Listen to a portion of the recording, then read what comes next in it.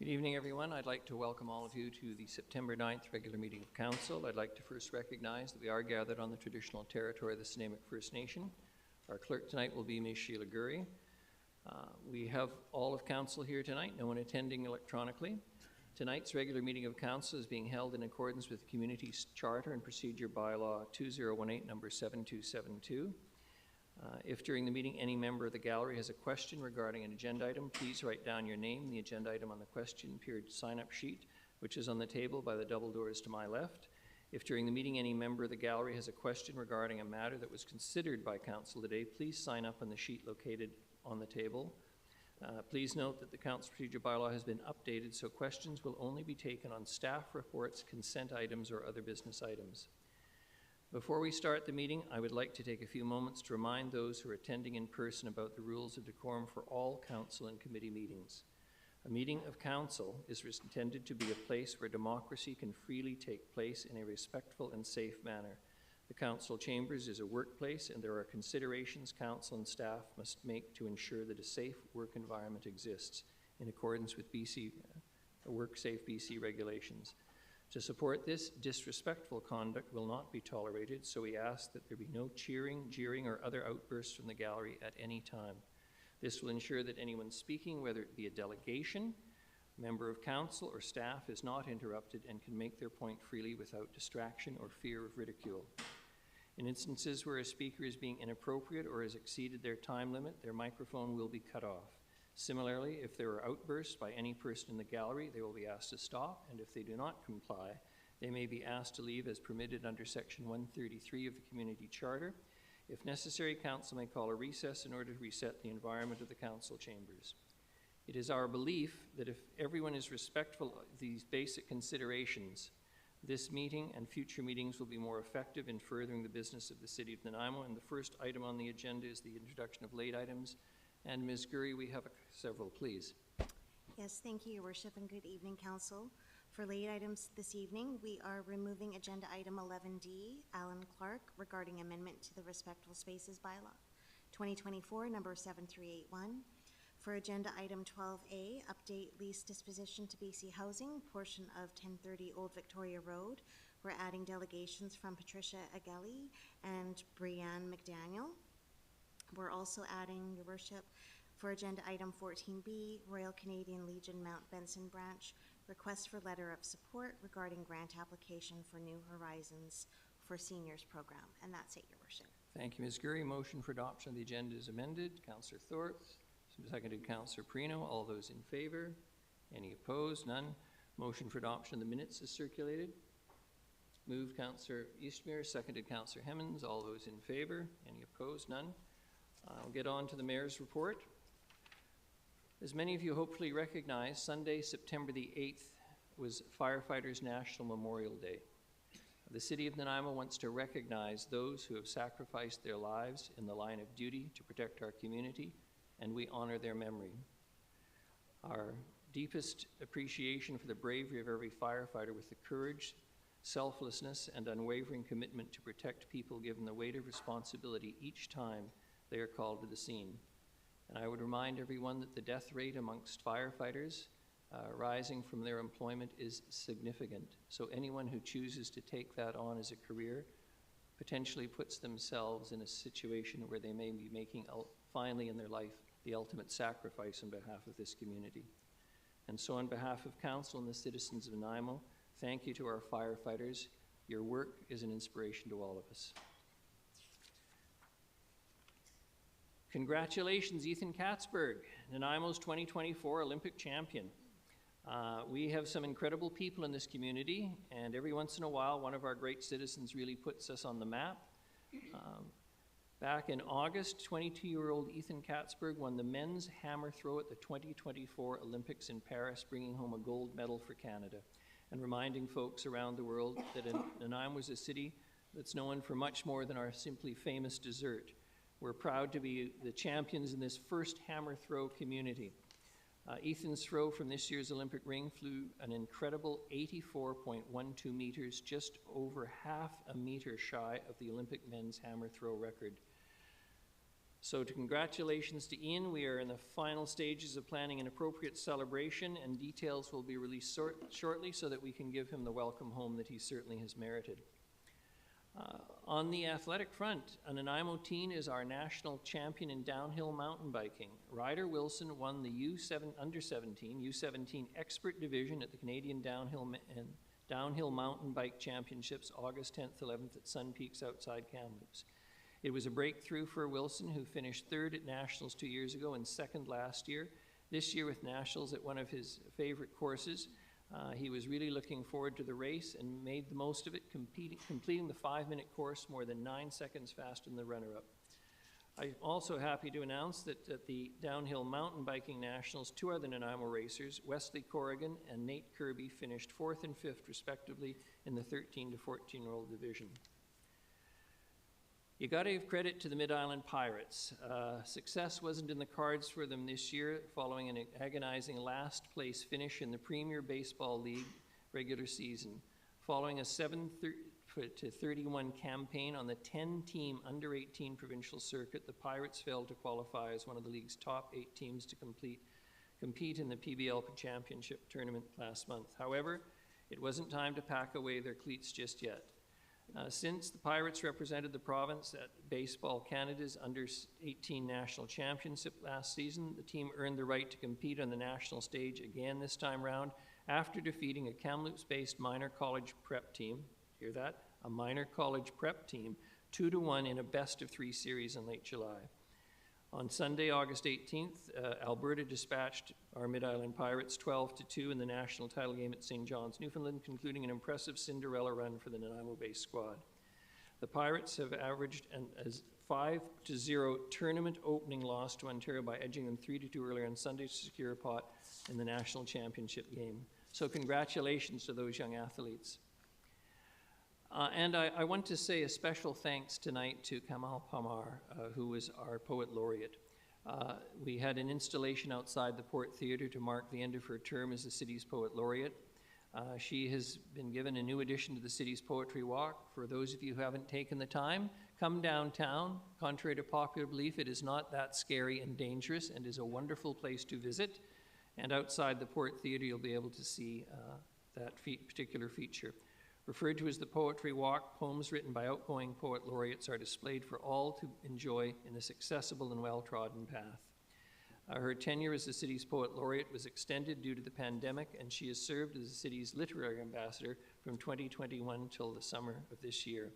She has captivated and inspired, sharing her passion for poetry with audiences of all ages.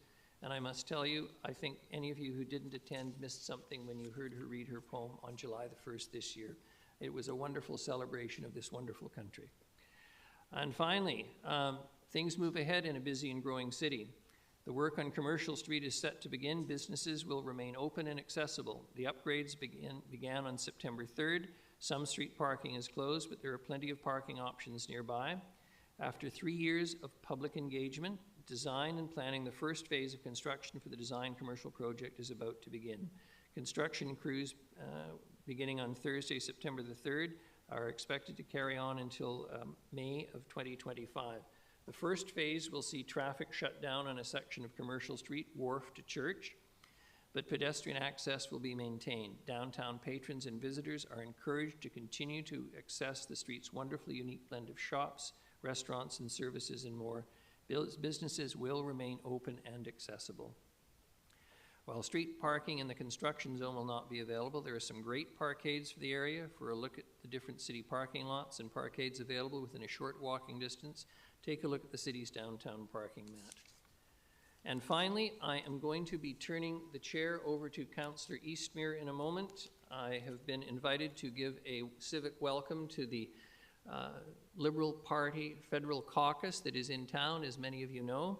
And I can say rather crassly and crudely, when the Government of Canada comes to Nanaimo to visit, it's a singular recognition of our importance, but it is also an opportunity for me to lobby for as much of the money that flows to Ottawa as we can possibly get. So I trust all of you good citizens will forgive me while I absent myself for a little while to welcome them in a way that I hope will encourage them to remember that there are nearly 1 million of us living on Vancouver Island, and Nanaimo is the gateway city to this wonderful island. Councillor Eastmere, you're in charge. Thank you.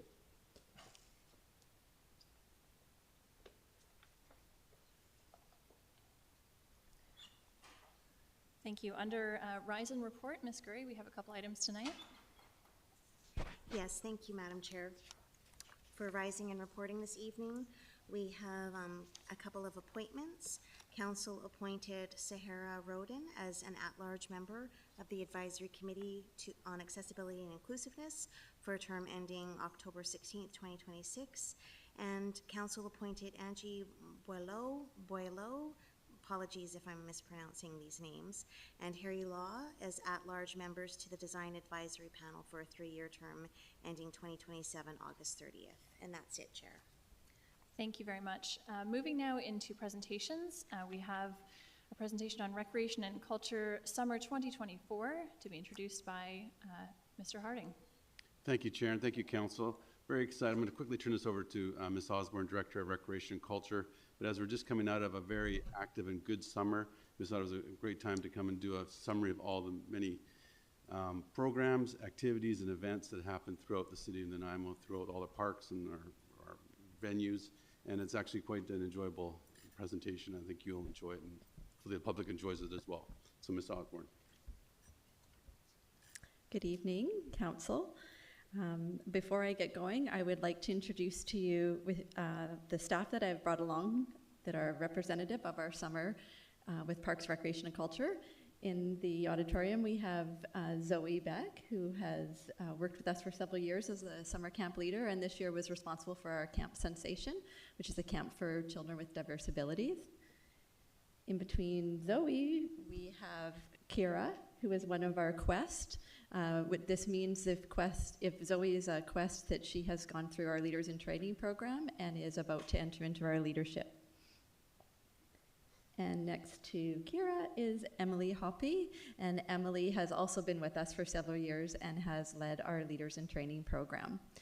And sitting next to them is Damon Johnson. Damon Johnson is our Manager of Community Recreation Services. So we have a slide presentation.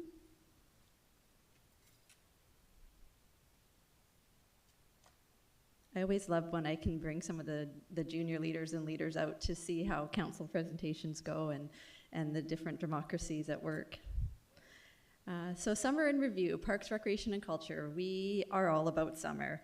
The season comes and there's a shift in the services that we provide our community. The children are out of school and parents are looking for care.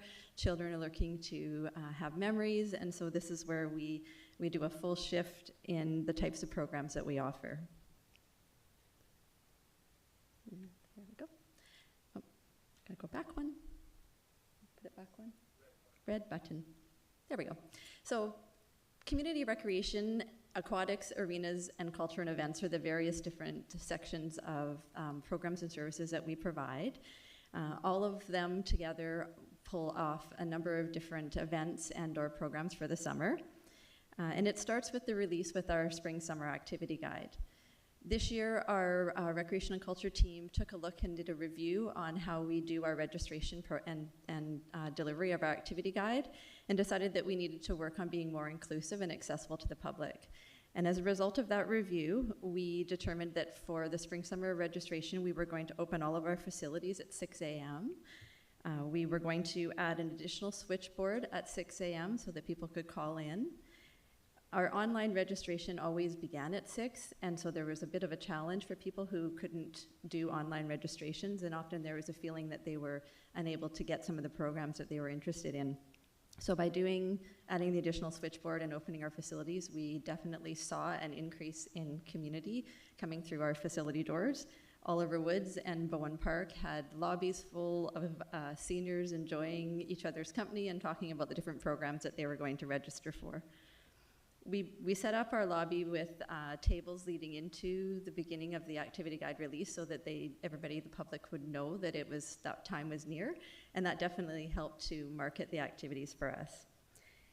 This was hugely successful. We were very pleased to see that our registration numbers increased by about 10,465 from last year. So spring, summer of 2023, we saw 22,366 registrations. And for this year's release of our spring, summer activity guide, we saw 32,831 registrations come through our door.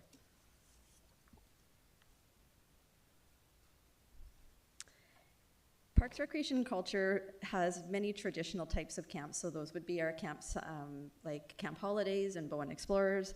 And for that, we saw about 5,980 children registered. That's 5,980 children who attended traditional summer camps through the summer with Parks, Rec, and Culture. And that was up 1,539 from 2023. We loved that because that means that those children were gaining experiences, making friendships, learning new skills, and having a fun summer. We also work to try to provide a number of different types of opportunities beyond the traditional day camp scenario. Our Girls Get Active camp, which we've been running for many years, was extremely successful this year with 920 girls participating. They lived up to the name. We saw them throughout the town. They were at Westwood Lake swimming, hiking. They were in Nanaimo Art Gallery, Nanaimo Museum, bird watching at Colliery Dam, fitness classes, disc golf, and more. It's always exciting to see the activity coming through and through our young people. Our playground program, which we've offered for many years, is a free program. This year, it returned to Deverell Park in the South End, and that was very successful, running from Monday to Friday from 9:30 to 4. We saw 230 children participate in the Deverell Park free program. And this year, we added the roving program, and this was wildly successful. The roving program traveled to 11 different city parks throughout our city from 10 a.m. to 4 p.m., and some of the most popular parks include Westwood Lake, Departure Bay Water Park, Piper's Lagoon, and more. This program was so successful, we saw 900 children participate in the free playground program. The Integration and Sensation, of which Zoe coordinated, is a program where we are supporting children with diverse abilities into our mainstream day camps. We operated for 6 weeks this summer, utilizing 12 specially trained staff, and supported 44 children with diverse abilities in our mainstream camps. Camp Sensation, we were very pleased to return. We had not had Camp Sensation, or had not been able to offer Camp Sensation since 2019. Children, again, were supported with diverse abilities between the ages of 6 and 18 years. And this supported camp had 41 campers. It operates in partnership with the Ministry of Children and Families, the Regional District of Nanaimo for Transit, and this year, Nanaimo Ladysmith Public Schools, as it was located at Ecole Hammond Bay Elementary School in their new addition. It was an amazing facility. The children had the summer of their life, and I think Zoe deserves a big smile for this one because she was a huge part of why this was so successful. Centennial Sports Camps, I really just wanted to mention that we brought these sports camps to the Centennial Park, and what was nice about that was to have the new turf fields. And the facility itself at Centennial Park offers so much for sport for children, with the covered sport box, the bike park, the skate park, and all of the fields. And finally, I think it would be amiss if I didn't speak about Grand Camp. Grand Camp was the first time we offered an opportunity for intergenerational camp. We had 8 children one week, and we had 10 children the next week that came with their grandparents to camp. The grandparents introduced to their grandchildren lawn bowling, line dancing, fitness circuits, craft, pottery, carpet bowling, science, and more. We have many, many partnerships within the city of Nanaimo that we organize camps for people or children who would like a specialized opportunity. And some examples of those would be the Kirkwood Academy, Nanaimo Food Share, Bike Computer Camps, Nanaimo Conservatory of Music, Vibe Dance Studio, and many, many of our local sports organizations. These camps don't run themselves. We hired 50 summer leaders to organize and run our summer camps. Of those summer leaders, they go through an extensive training program, everything from behavioral issues with children to basic games to first aid and many different areas around summer training. But this year in particular, we had 12 inclusion leaders, and these positions provide support to children with diverse abilities, and they integrate these children into the mainstream. We are finding that these positions are vital in the overall safety and enjoyment of all of the children that attend our summer camp programs. The integration leaders went through extensive training, including workshops with Canuck Autism Network, Nanaimo Ladysmith Public Schools, and the Child Development Center. And finally, with Kira in the audience, we mentored 99, just short of 100, of our youth in our Leaders in Training and our Quest program. And these are our leaders of tomorrow. And that program, many of you know, has been successful for over 40 years. Programs and special events were happening all over our city throughout the summer. Canada Day, as Mayor Krogh mentioned, was very successful, where we saw 17,000 participants attend. Everyone is fairly familiar with the program that we offer that day, but it's an opportunity to come down and celebrate at Maffeo Sutton Park and enjoy a wide range of variety of entertainers and activities. We hosted family fun nights at Harewood Centennial Park and at Maffeo Sutton Park for the first time. The family fun nights are free, and our playground leaders come out and run activities for any families who want to come and enjoy.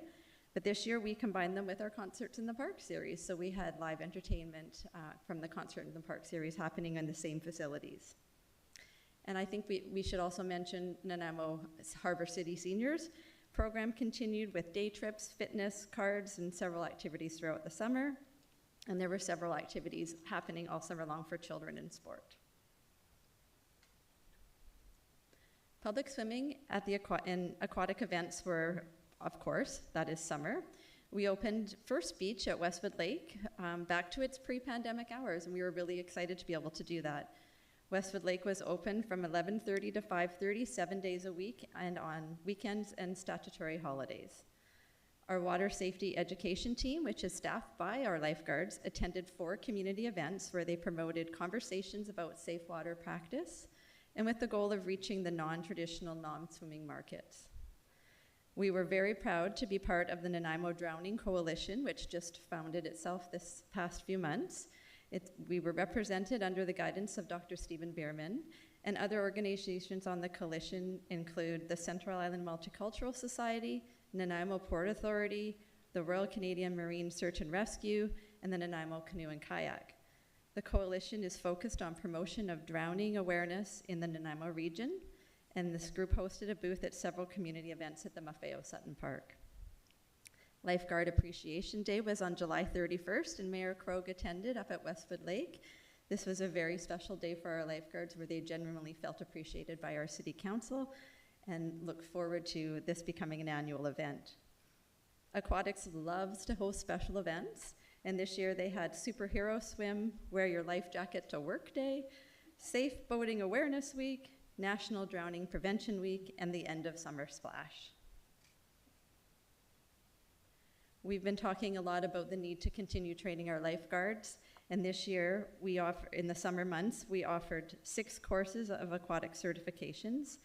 Westwood Lake, which had 81 participants. Westwood Lake had Swim to Survive in the month of June that had 1,197 participants. We had swimming lessons at Bevan Park, 175 different sessions, which totaled 824 participants. Westwood Lake swim lessons, if you want to learn to swim, that is a very fun place to go. We had 32 sessions with 178 participants. And Westwood Lake also plays host to summer camps, the Mermaid Camp for merfolk, Survivor Challenge Camp, Junior Lifeguard Camp, and Life Saving Sport Camp.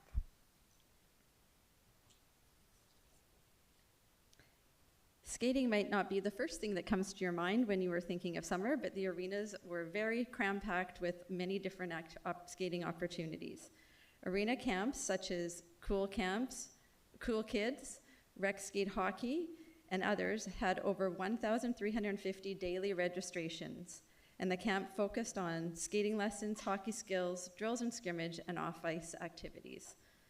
And new this summer was a dry floor camp in partnership with the Canucks Autism Network. This camp took place at the Harewood Covered Sports Court and was led and planned by City of Nanaimo summer staff and supported by Canucks Autism Network with one-on-one support for participants. There are several opportunities in the arenas over the summer, such as rec skate, lacrosse lessons, power skating, hockey rascals, dry floor parent and taught, adult leisure, which is for 55 plus, but our highlight of the summer was scrub hockey, which is adults 60 and 70 plus, had more than 1,250 individuals drop in throughout July and August. Special events through the Parks Recreation and Culture team. We're very, very pleased to be part of and honored to be in partnership with the Tsuut'ina First Nation on the Coast Salish Games Organizing Committee. We helped support and the return of the Coast Salish game to Nanaimo in July, which was very rewarding for all who were involved. And of course, our events team supported the many, many community events that happened in the park over the summer, from park-size weddings and picnics to full-size scale community festivals, such as the Infringing Dance Festival, or large-scale tournaments, such as the BC High School Provincial Track Championship. Concerts in the park happened from May 12th to August 23rd. We had 2 double features, 1 triple feature in conjunction with the Food Truck Fridays, 3 concerts in conjunction with the Parks Recreation and Culture special events, Family Fitness, and both of the Family Fun Nights, and 15 groups performed over 12 dates, seeing nearly 2,000 in attendance. Temporary public art saw itself into our community. Chimes for the South End by Nanaimo artist Jesse Gray was installed in the Deverell Square Park. The chimes found on top of the sculpture were cast from plastic trash collected from the South End. Moon Snail House, which is up on the screen, by Nanaimo artist Amber Morrison and Matthew Fox, was installed at Piper's Lagoon in August, and also in conjunction with a concert in the park. The 2024 temporary public art projects are currently underway, with the installation of beginning of September with Robert Turneff's project, The Rewilders, which will be installed at the Colliery Dam. And Mayor Krogh spoke to the end of Kamel Parmar's term as our poet laureate. It came to a close with the addition in the city's poetry walk was unveiled in honor of Kamel's work as the literary ambassador for the city. A poem by Kamel is featured on the sidewalk directly outside the main entrance to the Port Theatre, and this marks the 3rd sidewalk stone displaying poetry outside of the Port Theatre as part of our poetry walk. And as Mayor Krogh said, I do encourage you to take a walk and to read the poem from Kamel. Also this summer, our youth poet laureate, Paige Pierce, facilitated a number of engaging programs for children with support of her mentor from Kamel. This included a youth poetry competition and public display of poetry done in partnership with the Vancouver Island Regional Library, and a week-long poetry creative writing summer camp.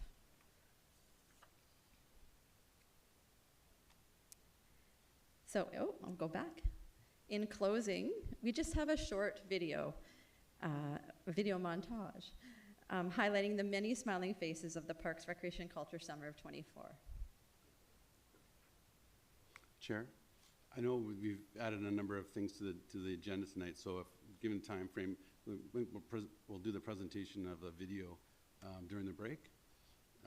Unless council wants the time, but we know we've added a number of things to your agenda. That sounds fun. Doing it on the break is great, and thank you so much for your presentation. I don't see any questions from council at this time. Pardon me, Councillor Thorpe. Thank you, Chair, if I may. Thank you so much, Ms. Osborne, for your presentation.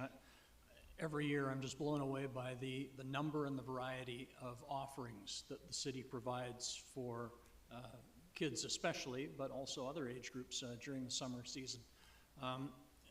Amazing amount of organization would make that possible. And so thank you to all of your staff.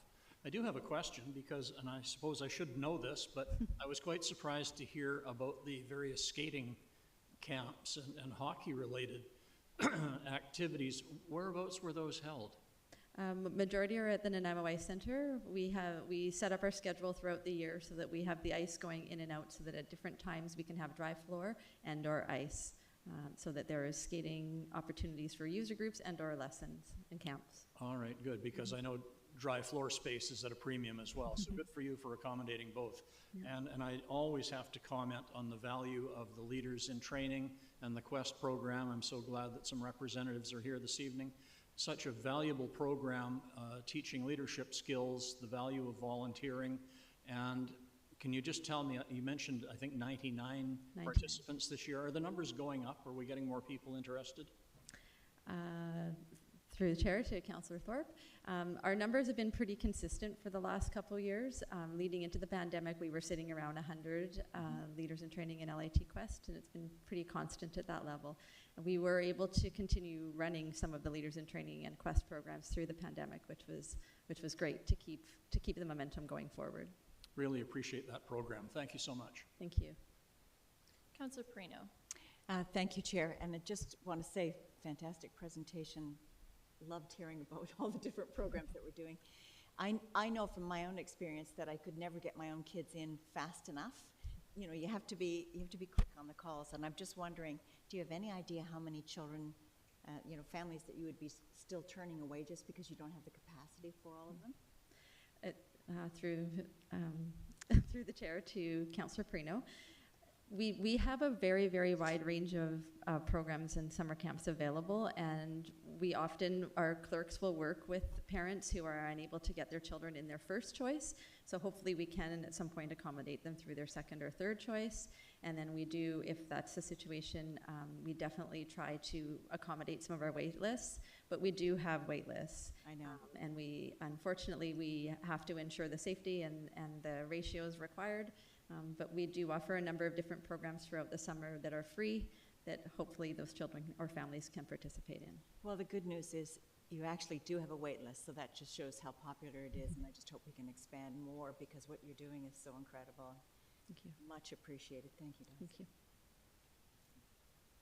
Okay, thank you, Ms. Osborne and Mr. Harding, and to all of the amazing Leaders in Training for your work this summer. So we're going to move on and we'll enjoy your video at the break. Next up, under committee minutes, we have 2 sets of minutes that are to be received. We do not need a motion on them. No items for consent. Moving into delegations now. First up, we have Michael Basili with Strong Towns Nanaimo. If you could join us at the podium to talk about the elimination of parking requirements in Nanaimo. Welcome. And you have 5 minutes, and I will give you a warning when you're down to 1 minute. Thank you, Madam Chair. My name is Kalen Middleton. I'm talking again tonight about why we should be abolishing parking minimums. So, for those of us in the audience, or those of us listening at home who aren't familiar with parking requirements, they are the minimum amount of parking spaces that a property must provide. Now, these requirements are outlined by our off-street regulations bylaw, which contains classic hits, such as requiring, I believe it's 4 parking spaces. Let's go one more. There we go. 4 parking spaces for each hole at a golf course, requiring 1 space for every 10 square meters at a pool, or my personal favorite, 1 space for every 9 dog cages at a shelter. If these rules and regulations seem kind of arbitrary, it's because they are. These parking regulations, and if you look closely at the history of where these come from, have no real evidentiary backing. They're well-intentioned, but ultimately, fundamentally, pseudoscience. If they were just sort of silly, I wouldn't be here tonight. What I'm here to argue is that these rules and regulations are fundamentally harmful to the way our cities are developed. The argument is as follows. Parking minimums increase parking supply beyond what property owners would otherwise voluntarily provide. Now, this overabundance of parking supply creates a host of negative social issues. And what's interesting about this list is you could sort of find yourself on a wide range of different potential values and come to the same conclusion, that parking requirements are fundamentally bad policy. I'll leave this slide up just for a little while so those of us in the audience and council can sort of pick and choose whatever sort of speaks to you. But at the end of the day, there is a genuinely about 2 decades worth of academic and economic literature to support just about every single one of those bullet points. Now, a lot of these arguments are, in my opinion, pretty self-evident. Parking spaces are not places that we think of as beautiful, nor are they places that foster sort of social connectivity. And again, I don't care how many bioswales or trees you put in the parking lot. At the end of the day, it's just an inferior use of land. There's also the argument that surface parking spreads uses apart, which further entrenches us into a pattern of automobile dependency, which is something that we as a community are trying to step away from. There's also the simple reality that, again, if you go underground, you quickly run face first into the economic challenges. Last time I presented a figure of about $65,000 per stall. The real figure is around $100,000 per stall. Once you average out all the costs of rebar, concrete, and excavation at a per stall level, this is a conservative figure. I've seen this figure increase to over $150,000 to $200,000 per stall, which is fundamentally paid for by the end user. We pay for this increase in construction costs through our mortgages, through our rents, and through the increased cost of consumer goods, as outlined by Donald Shoup in his seminal work in 2002, The High Cost of Free Parking. This is fundamentally unfair. It's unfair to have a city where housing is expensive for people while parking is free for cars. Now, I need to sort of hone in on this point. There is a wealth at this point of, again, academic and economic literature supporting the fact that the more we enable parking creation, the more unaffordable our cities become. One of the best papers I can find, most recent papers, is one released by the Canadian Mortgage and Housing Corporation in March. And in it, they explicitly tie the two together. In places that either significantly decrease or outright abolish parking requirements, there is a significant enhancement of housing affordability. They also talk about the substantial maintenance costs these structures imbue onto the end user. Thank you, Chair.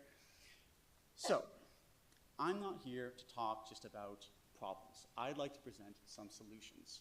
I've updated these since last time I was here as well. So, recommendation number 1 is expand transit-oriented areas. Recently, our staff has been hard at work to accommodate Bill 47, which is, as you can see here, there's 3 areas in Nanaimo where developers and businesses can choose how much parking they provide. We're asking that council consider, saying to staff, to extend these areas into areas as defined by BC Transit of areas that were at least 30 minutes at peak commute times. Our other recommendation, and this is our last one, and the one I would personally recommend, is to simply consider abolishing parking requirements. If this seems like a radical approach, know that you'll be joining a host of other cities. This is the slide I presented last time. I'm pleased to announce 46 cities has turned to 88 since last I presented. I'll conclude with this following slide. At the end of the day, getting rid of parking requirements does not get rid of parking. We're not asking all these councillors here to take their jackhammers to all the existing parking in Nanaimo. What we're asking is for allowing developers and local businesses to choose the right amount of parking that they feel is necessary. And in light of an ongoing affordable housing crisis, I think that this recommendation is a bit of a no-brainer. Thank you. Thank you so much. I welcome, again, any questions. Councillor Perino. Thank you, Your Worship. If I could just ask, could you send us that presentation? I was looking for it and I don't have it on my...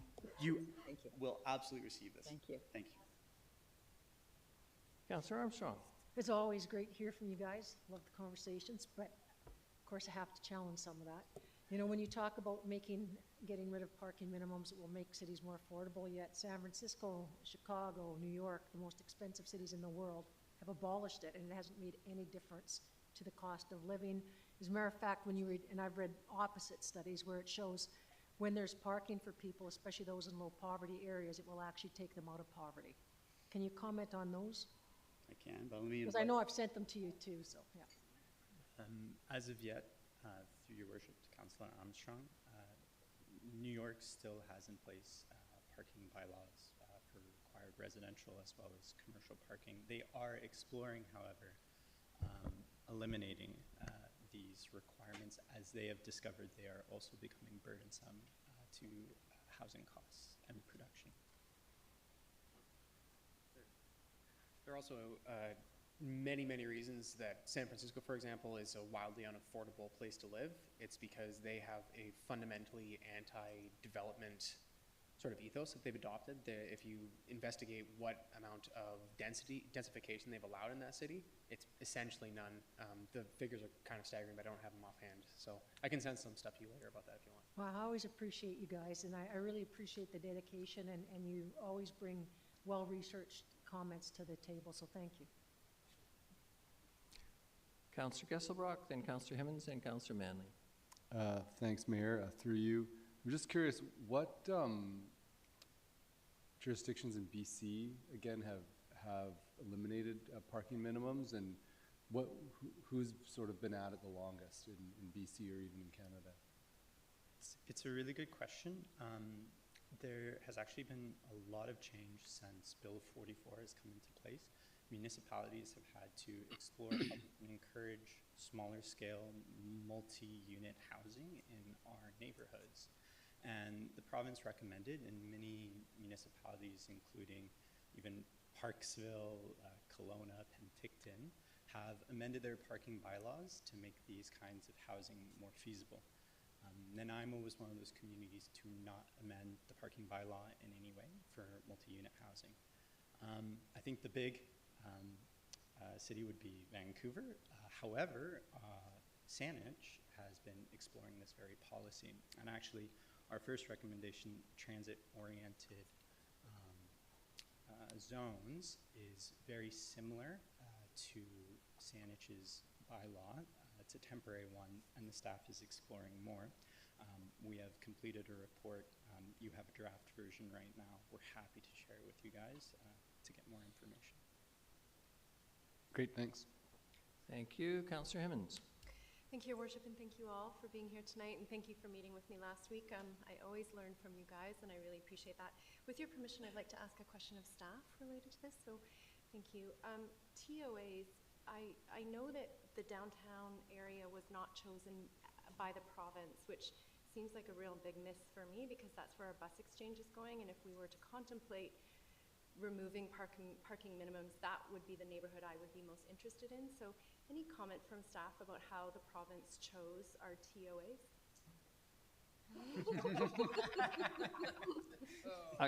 Councillor Hemmens, I can't rule you out of order as being unfair to staff, but I'm going to let the question go.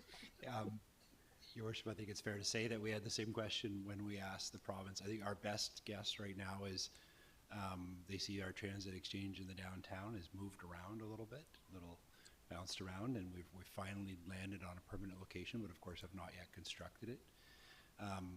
The locations, and of course they based, as you saw in one of the slides, they based the distance from the actual exchange. So my assumption is that they're waiting for us to officially finish and open the new transit exchange downtown before they come back, but I expect we will receive further direction. Mr. Holm has any additional insight to that or not?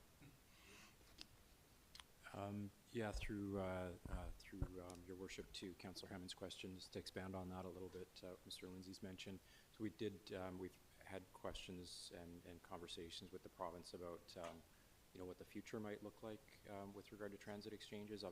Obviously, our transit-oriented area designation, right now they're concentric rings as well, and there's no flexibility in how the transit-oriented area parking reductions or eliminations for residential parking requirement is applied within those areas.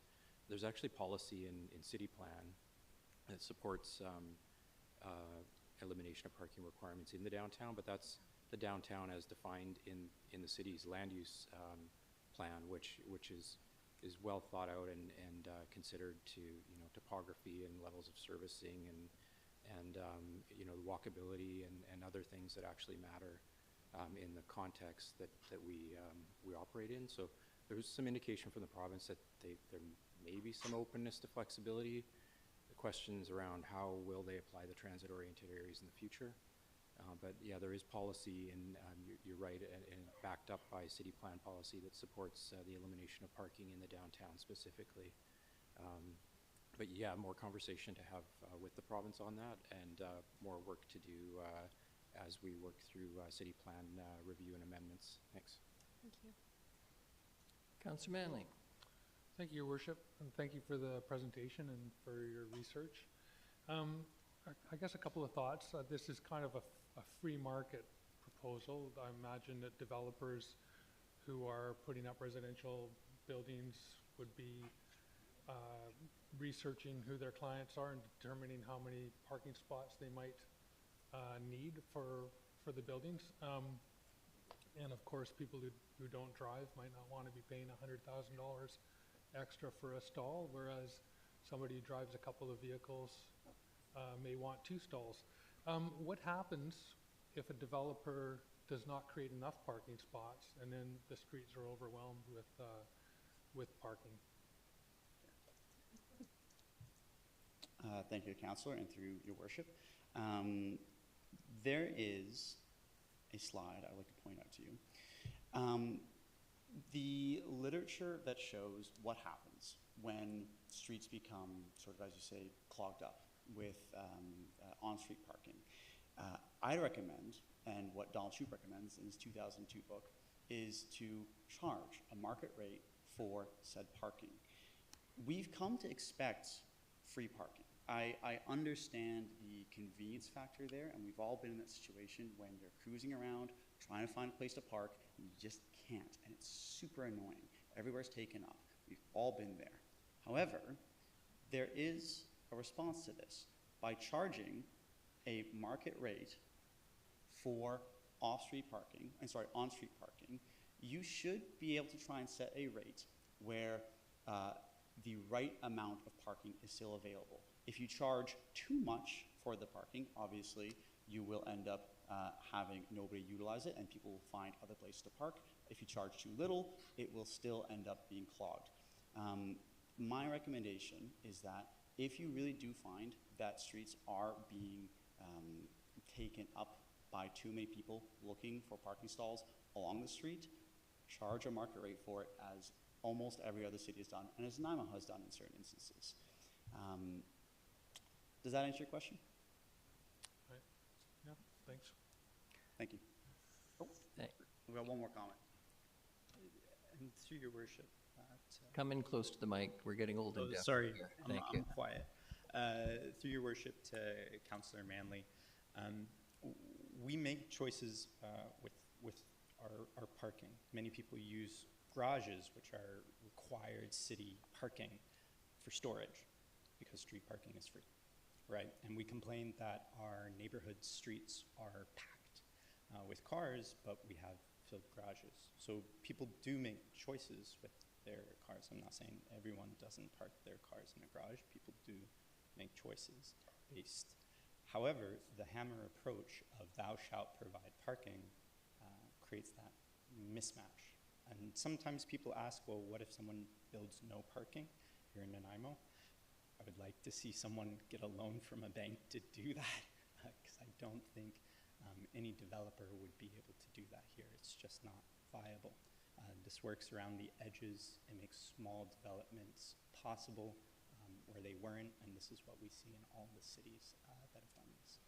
Thank you. Thank you. Go ahead. Sorry. If you've got something to add, yes. A little disorganized, all of us up here.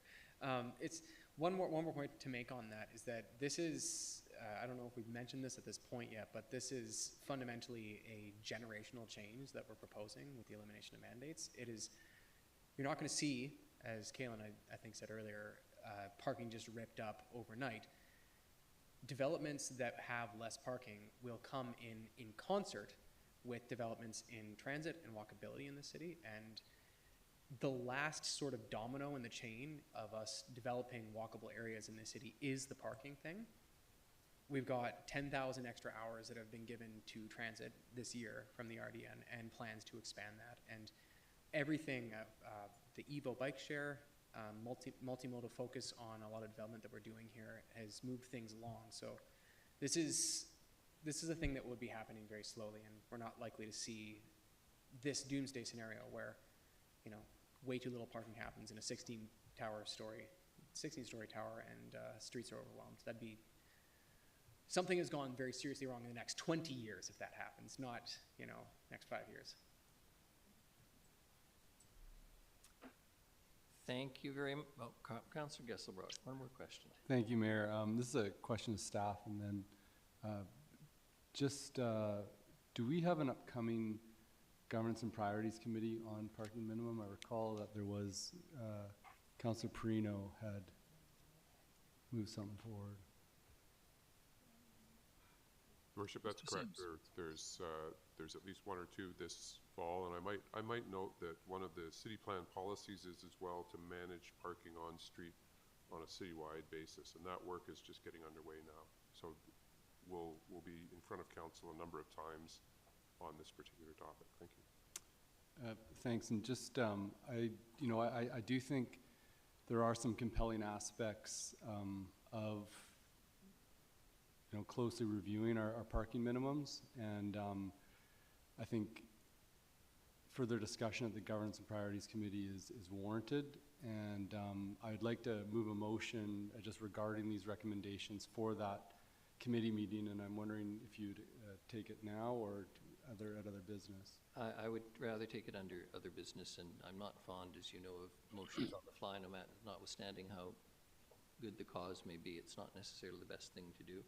I think council should have a moment to discuss it, obviously, and that would come later as opposed to keeping everybody else here waiting tonight. So, other business? Yes. Great, thank you. Thank you very much. Much appreciated. The next is a presentation from BC Truck Loggers, Coastland Wood Industries, Jones Marine Group Ltd., and Nanaimo Forest Products Ltd. Mr. Sadler, you're going to be the presenter tonight. If you could introduce yourself for the record. I think for the record, I'm Paul Sadler. I'm the General Manager and CEO of Nanaimo Forest Products in Nanaimo, BC. So, I'd like to first of all thank you for taking the time to meet with us this evening on an important topic that should be a very serious concern for all British Columbians. Tonight I'm joined by Doug Pause, the President of Coastline Wood Industries, Daryl Jones, the owner and President of Jones Marine Group, and along with the company I work for, Nanaimo Forest Products, we're here to talk about the importance of BC, of the forest industry in BC, and how it supports all that we hold dear.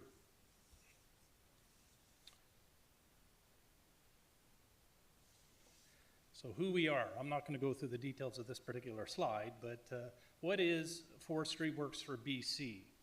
We are a grassroots group of organizations and companies representing more than 1,000 businesses engaged in all aspects of BC's forest sector. We're very proud to stand up for the tens of thousands of workers and their families who are concerned about the future of forestry in British Columbia, and we need your help. BC Forestry is a top contributor to government revenues and provincial wealth. More than $6.5 billion annually is directed to all levels of government. It supports programs, services, infrastructure that British Columbians deserve and need, and it provides direct and indirect employment for over 100,000 citizens with a family-supporting income. It's worth noting, this is about half of what the forest industry provided as little as 8 years ago. The downward trend is alarming. Closer to home, this slide summarizes the contribution of Coastland, NFPL, and Western Forest Products operations at Duke Point, here in Nanaimo. We employ 685 full-time employees.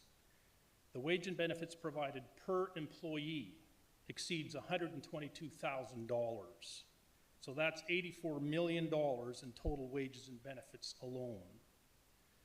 Another $55 million per year is purchased within the regional district of Nanaimo.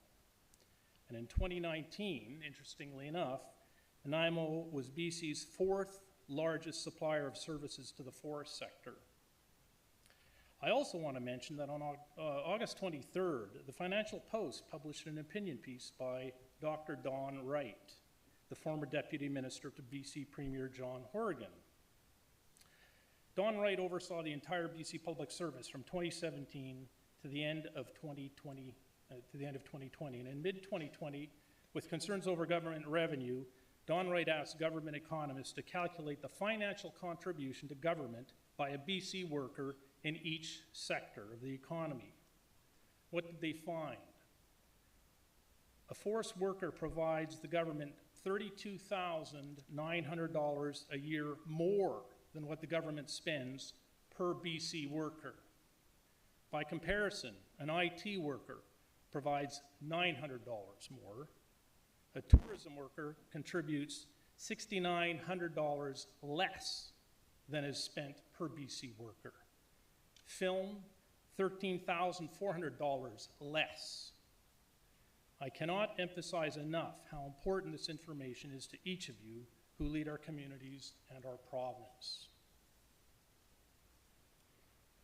We know that forestry matters to Nanaimo, but the fact is forestry matters to every corner of this province.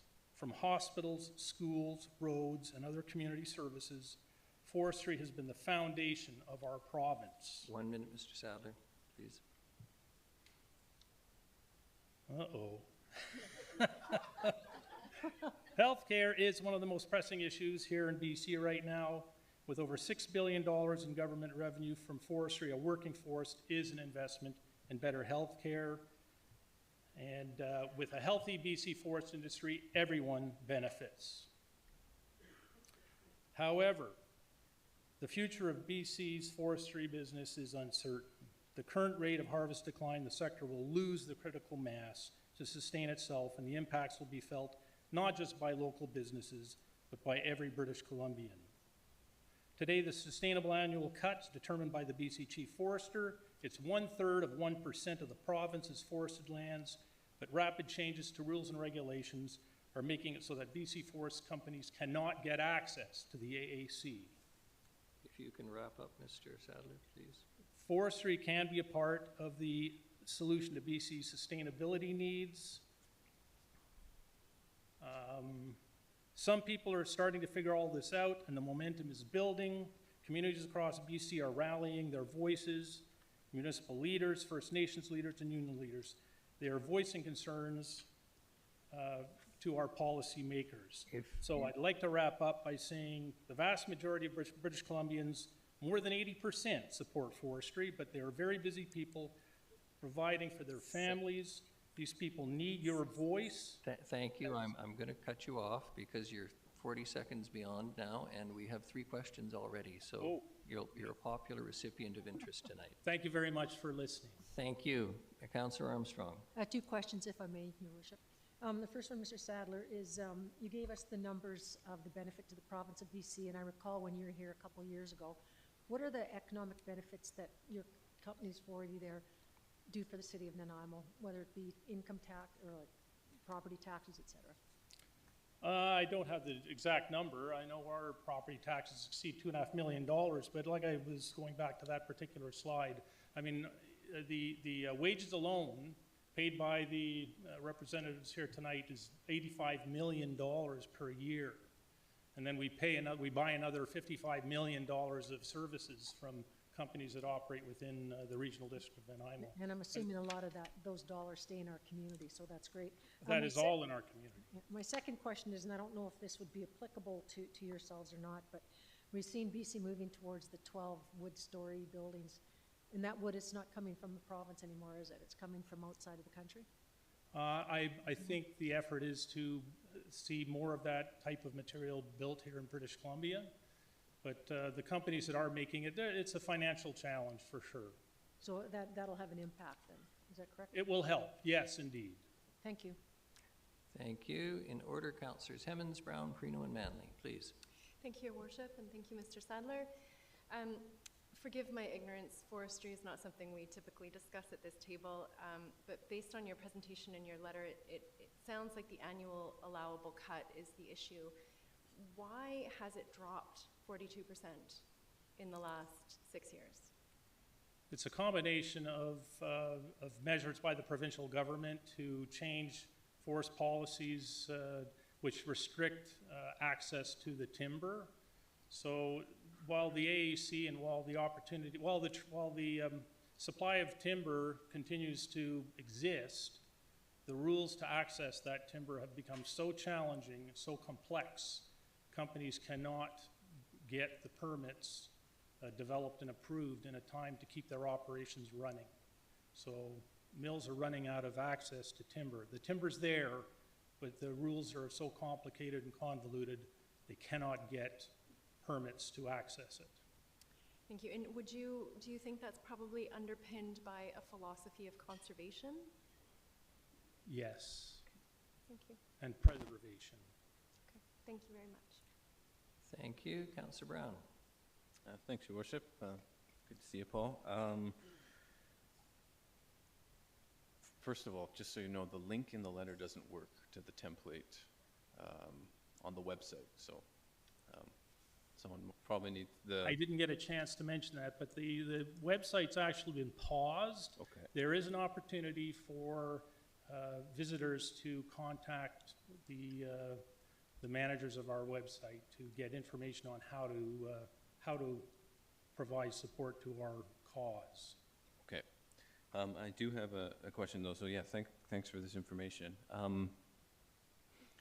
I guess like in pine beetle era, or significant in that era, there was like, well, one, I think it's probably provincially, it's politically beneficial if your actual cut comes in below your AAC, just in terms of optics, but during the pine beetle era, like that AAC spiked up and then things crashed, probably below the actual cut was probably below what it is today. I'm just curious, how much of that is just linked to like stumpage and sort of that rolling average, or is it part of that, or is it just pure policy around not just because the AAC is set, the permitting process has changed so much that you just can't access that timber? That's the primary problem. BC was essentially a recession-proof forest industry. Didn't matter how bad lumber prices got, they could operate. Today, it's access to timber is the problem. So it's, people may point out that the markets are very poor today for lumber, but the reality is in the past, companies could operate, they could harvest. Today, they cannot. They cannot get that timber. So the AAC represents the growth of the forest, the working forest, and so by all means, it would make economic sense for the province. You've seen the benefits that material is processed. Today, industry cannot get their hands on permits to harvest that volume. The rules are overwhelming. And then one more question, Your Worship, if I may. And then I guess because there was significant investment from American companies in sawmills and things like that, especially up north, which has, disappeared or evaporated a little bit. Is that because of that? Is that impacting? What's the impact of that in terms of the actual cut? And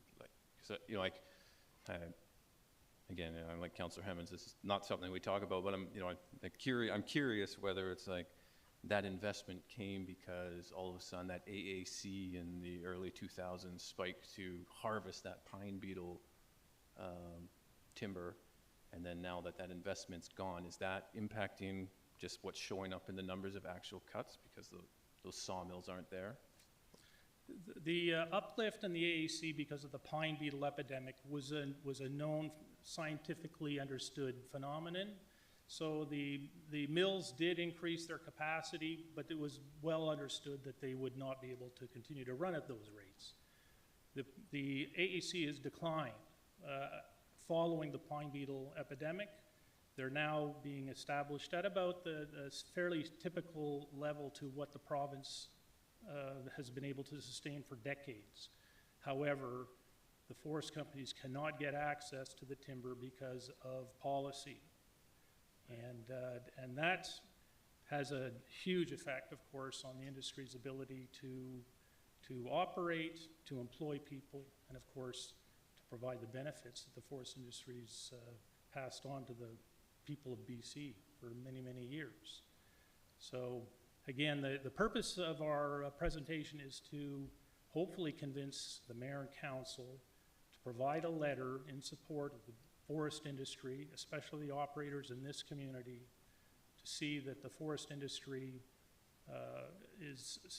thrives and grows once again. The potential impacts, of course, are well understood.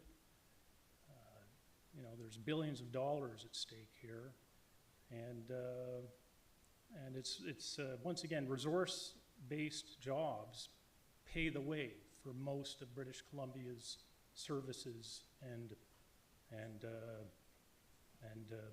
infrastructure. Yes, the rest of the province outside of Victoria and Vancouver looks very different. So, yeah, no, appreciate the information. So, thank you. Thank you. Councillor Prino. Thank you, Your Worship, and a question through you to Mr. Sadler.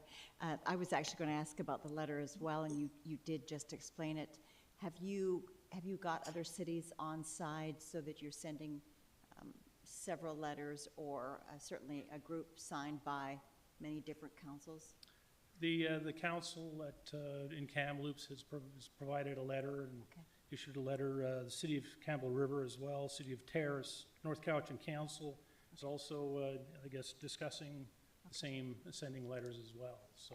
And it's not in our package at all, and I wasn't able to draw it up, so I'm just wondering. The letter is not, that we don't have a copy of the letter at this moment, or I don't have a copy of the letter, but certainly if you contact the managers of it's a very much ad hoc organization that we've assembled here. But certainly if you can contact myself or go through the website address, you'll be directed to somebody to get the support we need, or you need to put together a letter. Okay. You might want to send that to Ms. Sheila Gurley, just because just so they don't contact, you send it directly to them so they've got it. We'll do that. Might be an idea. And I just want to say thank you for your work in the community, because I heard your name long, long, long before I ever met you, and just the wonderful work. I know you were one of the chairs of the Hospital Foundation. Just want to thank you for that and all the things you do. So thank you. Thank you. Councillor Manley, and then Councillor Gesselbrock. Thank you, Your Worship, and thank you, Mr. Sadler, for the presentation. I come from a line of people who've worked in the forest industry on Vancouver Island. My grandfather and my father worked in the industry for a while, and my brother walked out of high school and got a job on the Green Chain, well-paying job, and we've seen those jobs become, further and farther between. I believe in a sustainable forest industry. That's what I'd like to see in British Columbia, and I'd like to know what your group, how you feel about raw log exports, about grinding up whole logs for a pellet industry to export wood pellets to the United Kingdom and Europe, and what your feelings are about creating a secondary industry here that would see more jobs out of the resources that we have in the province. And we call IKEA Swedish for common sense, but we don't seem to do that here. We seem to be exporting a lot of raw materials and dimensional lumber when we could be maximizing jobs from the resources we have, and I'm just curious about how your organization feels about that. That's a lot of questions. On raw log exports, obviously we want to see logs processed locally. In some cases, certain forests require a proportion of the logs to be sold at very high export rates to help justify harvesting the entire block. And then, of course, the lower value timber is supplied to local and domestic mills. So there is a happy medium between what should be exported and what can continue to support the domestic industry. So to ban all log exports is probably bad policy, but it would be in our best interest to see more and more of the timber in British Columbia harvested locally, of course. As far as the pellet industry is concerned, I'm not a huge supporter of it, frankly. I don't really think many logs are ground up to make pellets. I don't believe that's even economically affordable. So it's, if there's anything like that happening, it's a very rare event. And, but still, British Columbia should be using those materials to make electricity here, as far as I'm concerned. Sawdust and bark, we burn it at our mill, we make power, we generate enough power to service 17,000 homes, from the same material that's used in pellet manufacturing. So, of course, it's my advice that the province should really focus on taking these raw materials and generating electricity locally for our own economy. You know, there are many opportunities to take advantage of the residuals, the very low value material here in BC, and make very valuable products. Pulp is a high value product. CLT, which is sort of part of the question I heard about, you know, using more wood to build taller structures. That is an industry in its infancy. It's growing. There are policies in this government to encourage that type of construction. That's good, but it's still a minute proportion of what our industry produces and sells. So, I mean, it remains a fact that making 2x4s is a huge part of our industry, and we have to continue to do that. It's used to build houses, affordable houses, and British Columbia is a key in that supplying the wood for the needs of the citizens to have housing. Okay. Sorry. Doug Pause. Doug Pose. Just on the topic of raw export for logs, in Canada we have Notice 102.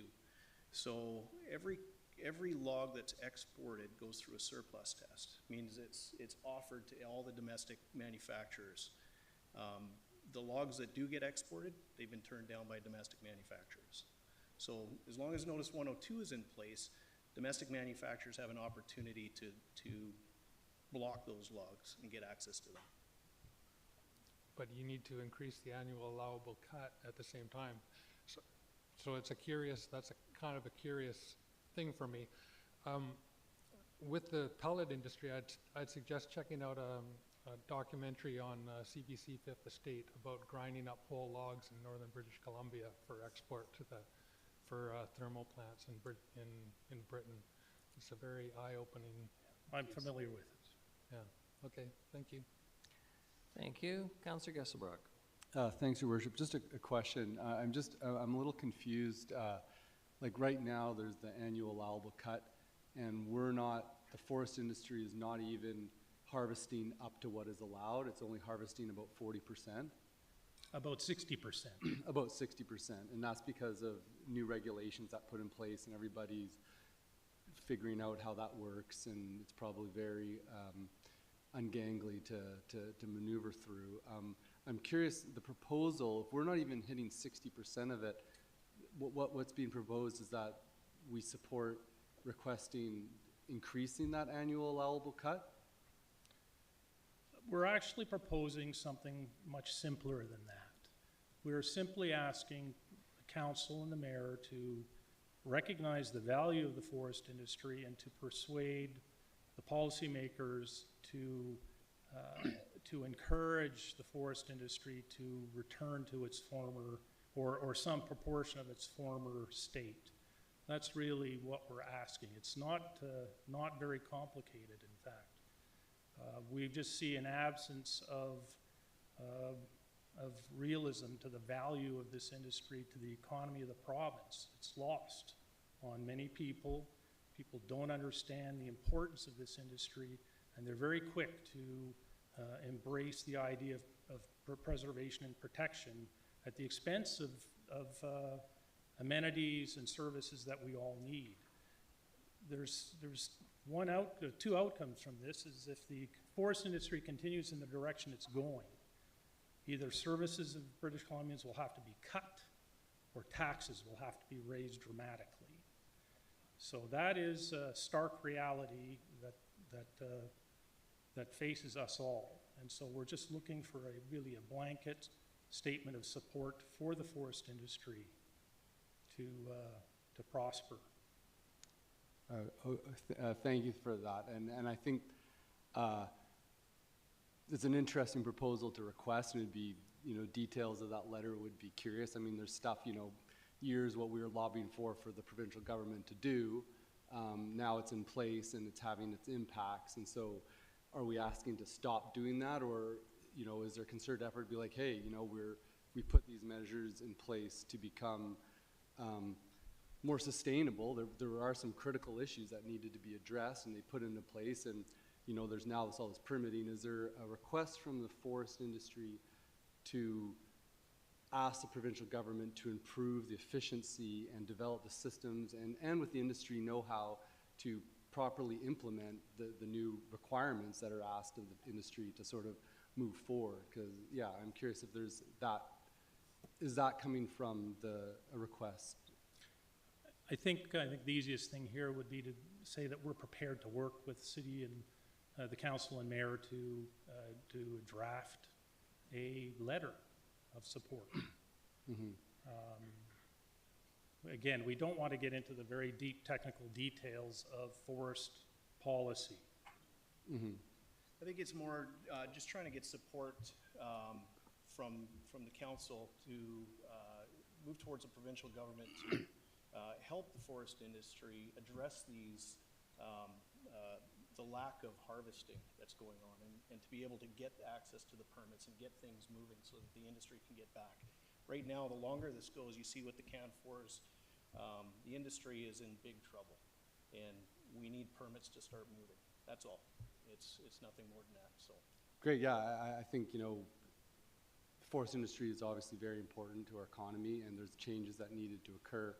I think some details would be helpful because, like, you know, just blind, of course we support wages and workers and industry, but having some details would be helpful because we don't want to be blindly supporting specific policies that are being requested for that, you know, we don't know the details and it might be counter to what thing. And I mean, we're being asked to wade into provincial policy, which always everybody is very tentative to get into and support because it's sort of outside of our jurisdiction. And so, thank you.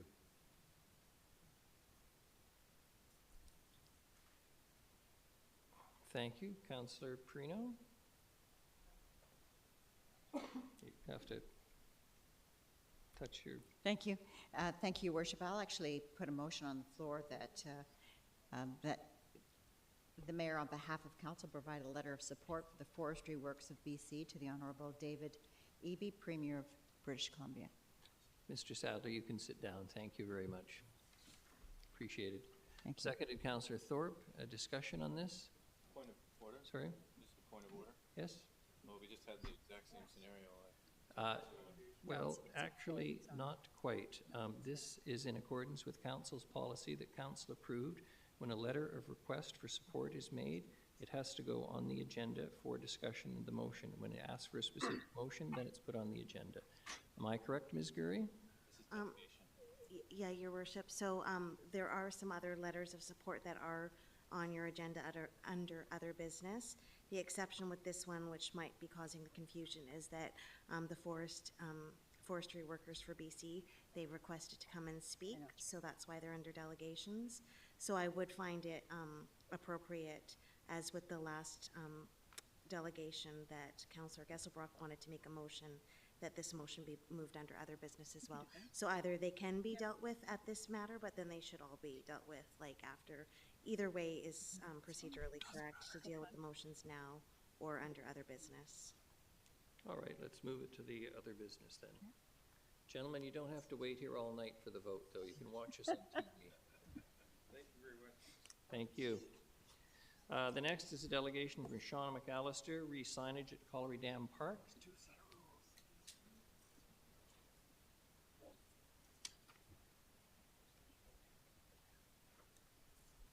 Ms. McAllister, good evening. You'll have 5 minutes. When there's a minute left, I'll let you know. Please, thank you. Would you introduce yourself for the record?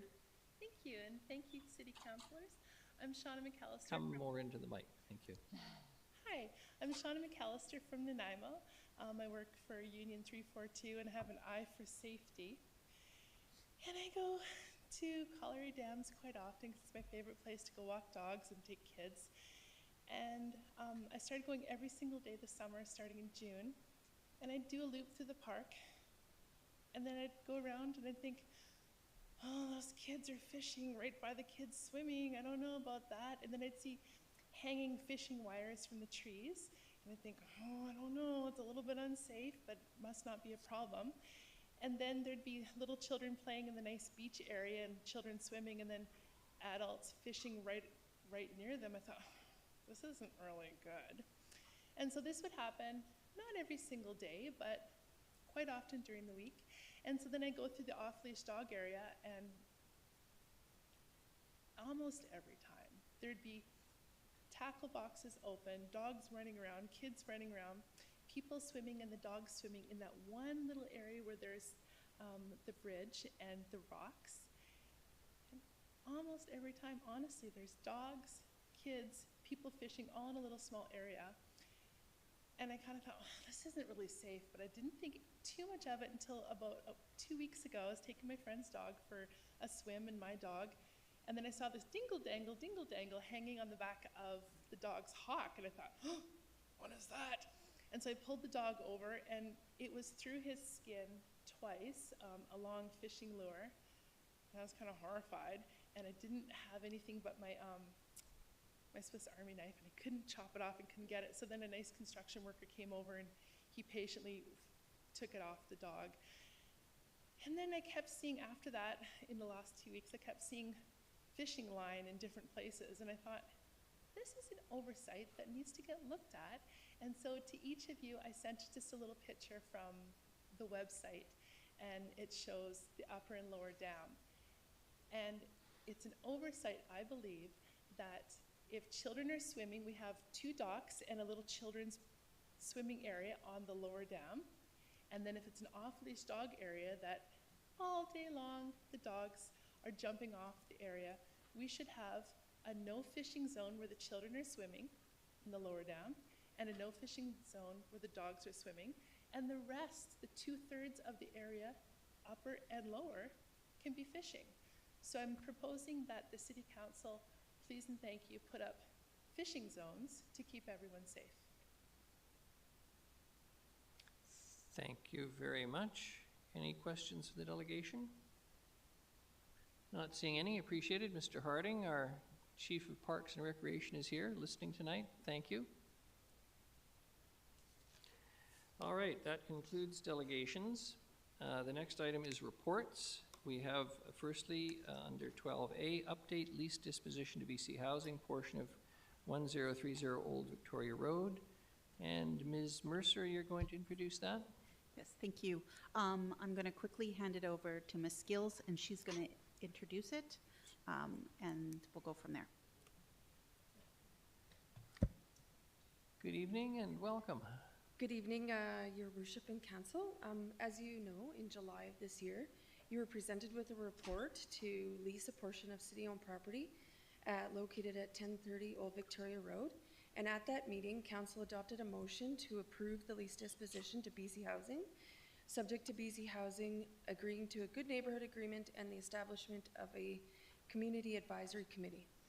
Following the meeting, BC Housing provided a letter attached to the report advising that they're moving away from community advisory committees and that they're no longer implementing good neighborhood agreements at any of their supportive housing sites. They provided a proposal to develop a neighborhood integration plan in lieu, and staff are seeking Council's preferred option regarding the lease. Staff are here, and also we have staff from BC Housing who are able to answer any of Council's questions. Thank you very much. Any questions at this stage, Council? If not, we do have a presentation. Ms. Skeels, thank you. We have, as I understand it, Stuart Andre, Supportive Housing Advisor, Jennifer Fox, Regional Director via Zoom, Heidi Hartman, Associate Vice President, Supportive Housing and Homelessness Programs, BC Housing. Good evening. Welcome to both, all 3 of you, I hope. Good evening, Mayor and Council. I'm Heidi Hartman, Associate Vice President, Supportive Housing and Homelessness, and I'm joined in person by Stuart Andre, Supportive Housing Advisor, and Jen Fox remotely. We're here this evening to speak to our enhanced and updated Community Advisory Committee plan. We have entitled this our Neighborhood Integration Plan. I do acknowledge with great gratitude that the area we are discussing and meeting on today is situated on the traditional territory of the Snuneymuxw First Nation. Our agenda this evening speaks to our updated neighborhood integration approach and how we're moving beyond community advisory committees. We want to be responsive to the learnings we've had provincially about the CACs. We'll speak specifically to the neighborhood integration plan and take any questions. Our neighborhood integration plan, it enhances what we used to formally refer to as our community advisory committee meetings.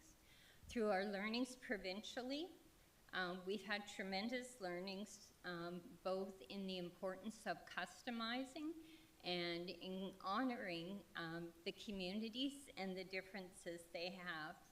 We want to ensure that our communications and concerns are responded to, so the model focuses on responsiveness. We also want to make sure that they're inclusive. We found formerly that our community advisory committees were a very small committee and didn't have the broad channels of communications that we all aspire to. Again, we honor each of our communities. We recognize that we would want to work with a specific community and its members to ensure that that response plan is responsive and honors the community.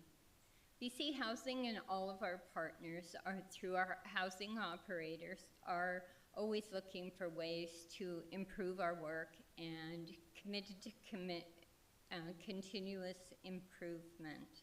And that's why we come forward with a response that is focused on the people and ensuring collaborative, ensuring integration and response. BC Housing's commitment is to fostering positive and responsive connections. We're committed to working with our nonprofit partners and the immediate neighbors, our city partners, to ensure safe, strong, and inclusive communities. We want to ensure that there are very broad channels for neighbors, community members, people who work in the area to be able to contact the operator of BC Housing to be responsive.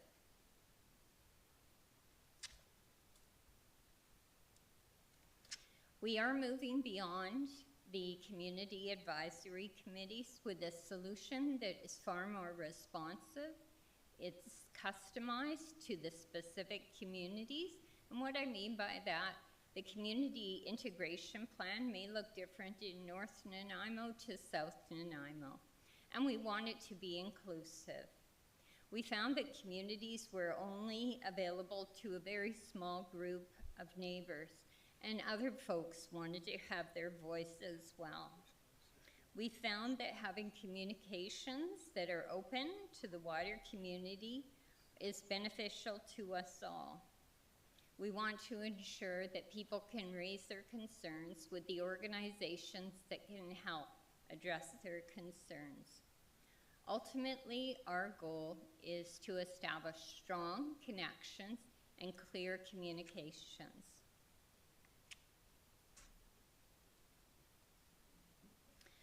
I've spoken about our updated model and how we continue to be committed to community. As someone who participated in CACs in Nanaimo for many years, I can say very proudly that it's wonderful to be able to bring forward a model that is more responsive, that has a broader, engages with broader community, and is really focused on what that particular community needs. I travel the province for the work that I do, and I found that the cookie cutter model of a community advisory committee wasn't working. It really didn't honor the specific community. And that's why we are moving forward to be responsive. I'm going to speak more specifically to 1030 Old Victoria Road, which we're really proud to have as a Hearth community. That site has a very robust staffing model, 24/7 services, culturally supportive services, integrated in-house supports, overdose prevention response programs, and a daily meal service.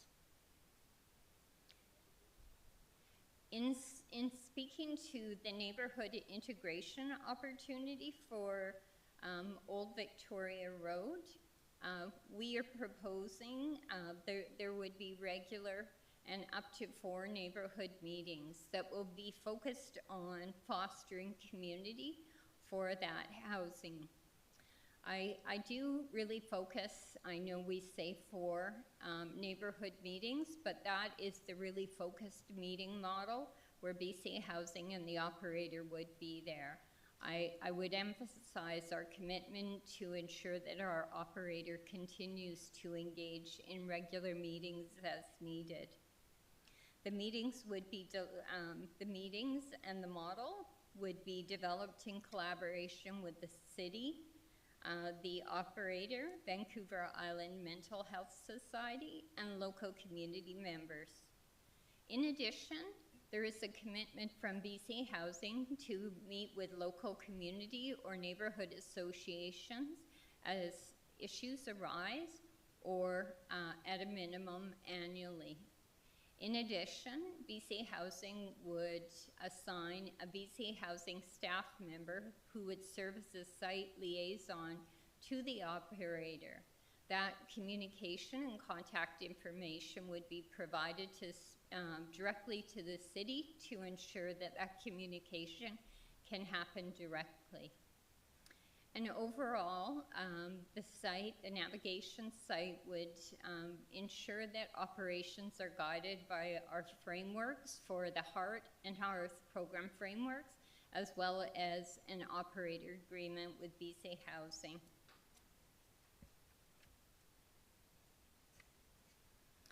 We walked forward together in ensuring that our communities are safe and inclusive and diverse. I would highlight to the city of Nanaimo our who to call, when to call sheet. We actually modeled that on a document from the city of Nanaimo, and we are now using that provincially, and it's just very well received. And I highlight that because we learn from each and every one of our communities. That document is used and distributed to neighbors to identify the 24/7 phone number of the operator, as well as, you know, who to call for various instances. BC Housing works hard to support our operator. We'll work with them directly to ensure that they're engaging with the neighbors and local businesses once the site is operational, and to support that really strong, inclusive, and diverse community. We're happy to take any questions. Thank you very much. Appreciate the presentation. Councillor Armstrong. Thank you. I'm just wondering why, if you're committed to doing that, why you wouldn't agree to keep that in the lease? Because you're the ones that are actually responsible as the lessee, not the operator.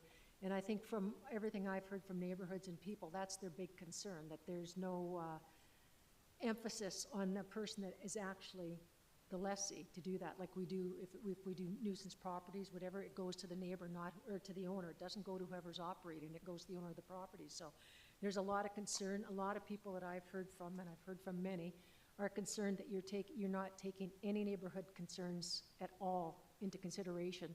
And it's their lives that are being, in their opinion, totally turned upside down. So I'm just wondering why you can't give them peace of mind to say that you will engage in, call it what you want, could be your neighborhood to neighborhood agreement, whatever, but why there wouldn't be a formal commitment in a lease. BC Housing is committed to the model. Any of the requests that have come forward from communities to have more operational commitments have remained separate from our lease. And that is the advice of our legal counsel as well. Thank you. Thank you. Any other questions? Councillor Eastmere. Thank you. My question through the mayor is regarding the length of time of the agreement, because the current model, it's 6 months, and the new option that you're pitching is 4 months. So I just wondered, why not commit to the same length of time? Because that doesn't necessarily show the same amount of commitment to working with the community. And I'm concerned that the optics of that aren't great. And the length of time it takes to move people into these sites, I do wonder, like, when does that agreement start? Because is it when the operator takes over the site period and they're doing like staff training, or at what point does it begin? Because I think maybe some preliminary consultation would be good, but then making sure that it lasts up until the site is fully occupied and that any potential concerns have a chance to come to the forefront and then can be addressed in that way. Absolutely. We can be flexible with the timeline.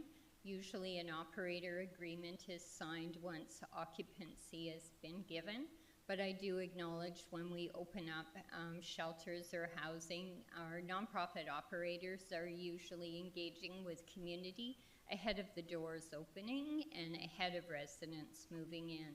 That's also the time where we usually distribute our who to call documents and introduce the operator to the neighbors.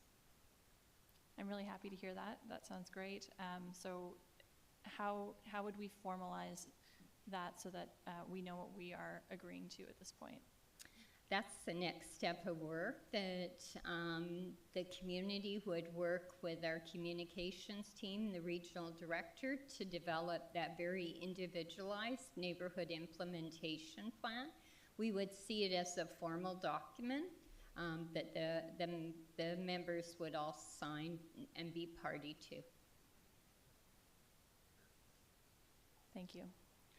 Thank you. In order, oops, sorry, Councillor Hemmons, cut you off. Councillor Hemmons. Thank you, Your Worship, and thank you for being here. This change is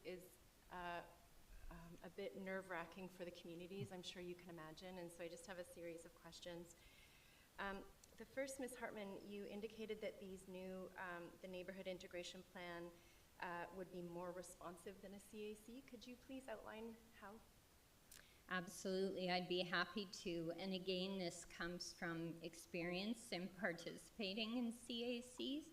We found through experience that many times some representatives at the CAC or Community Advisory Committee meetings are bringing forward issues that happened 3 or 4 weeks ago. We want to be responsive. Our nonprofits want to be responsive in the moment, so we would really be encouraging that the use of the who to call sheet, contacting the operator promptly so it can be addressed promptly. Our experience has found that addressing something 3 or 4 weeks after it happens isn't a proactive way of addressing and really limits how we can respond. Thank you for that. You also indicated that this model would engage more broadly with the community than a CAC. Could you explain that a bit more, please? I can, and that's going to be through the community, the members that develop the neighborhood implementation plan.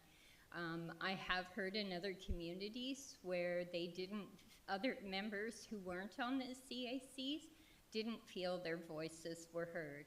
So through this model, it will be more inclusive.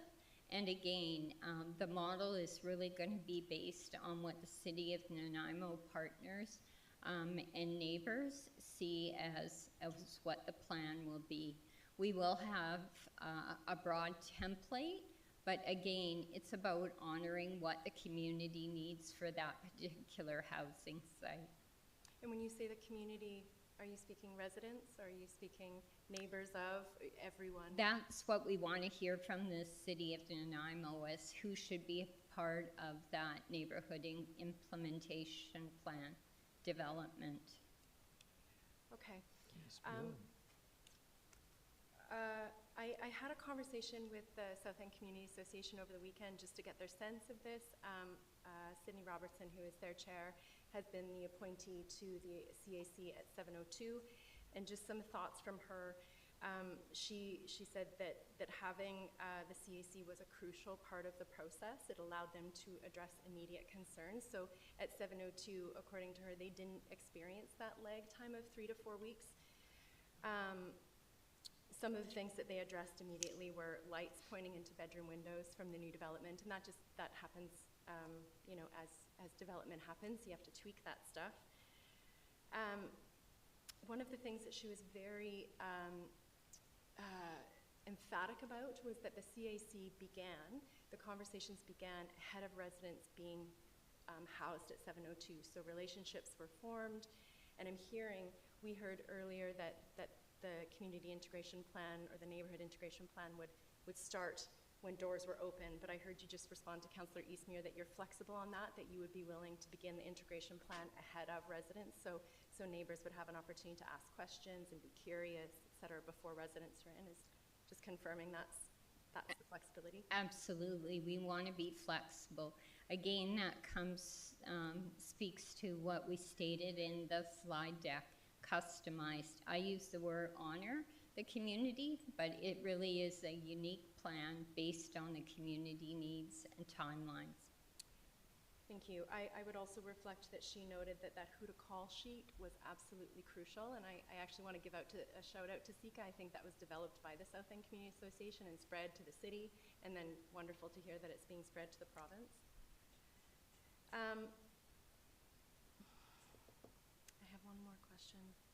I just want to confirm, in terms of 1030 Old Victoria Road, I'm going to make some statements. I'd like you to just say if they're accurate.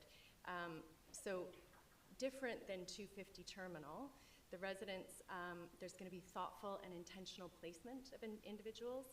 The gateway for these individuals is through the shelter system, so they've already been assessed and likely connected to supports and stabilized. So that would be the big difference that we saw with 250 Terminal to 1030 Old Victoria. Is that accurate? Correct. BC Housing, through all the learnings from our encampments, has learned some really important best practices. It's taking the time to assess people before we move them in. It's very rare for us to move people directly from encampment into housing. We use shelter as the gateway to housing and do that careful assessment. It also recognizes that some folks coming directly from encampment may not need supportive housing. So we would be trying to obtain rent supplements that are available in the community to move them into housing that's appropriate to their needs. Thank you. Final comment, I see the list. I will say this reads, everything you're saying makes sense. I would prefer, like Councillor Eastmere, that the process was the same, that it was 6 months rather than 4.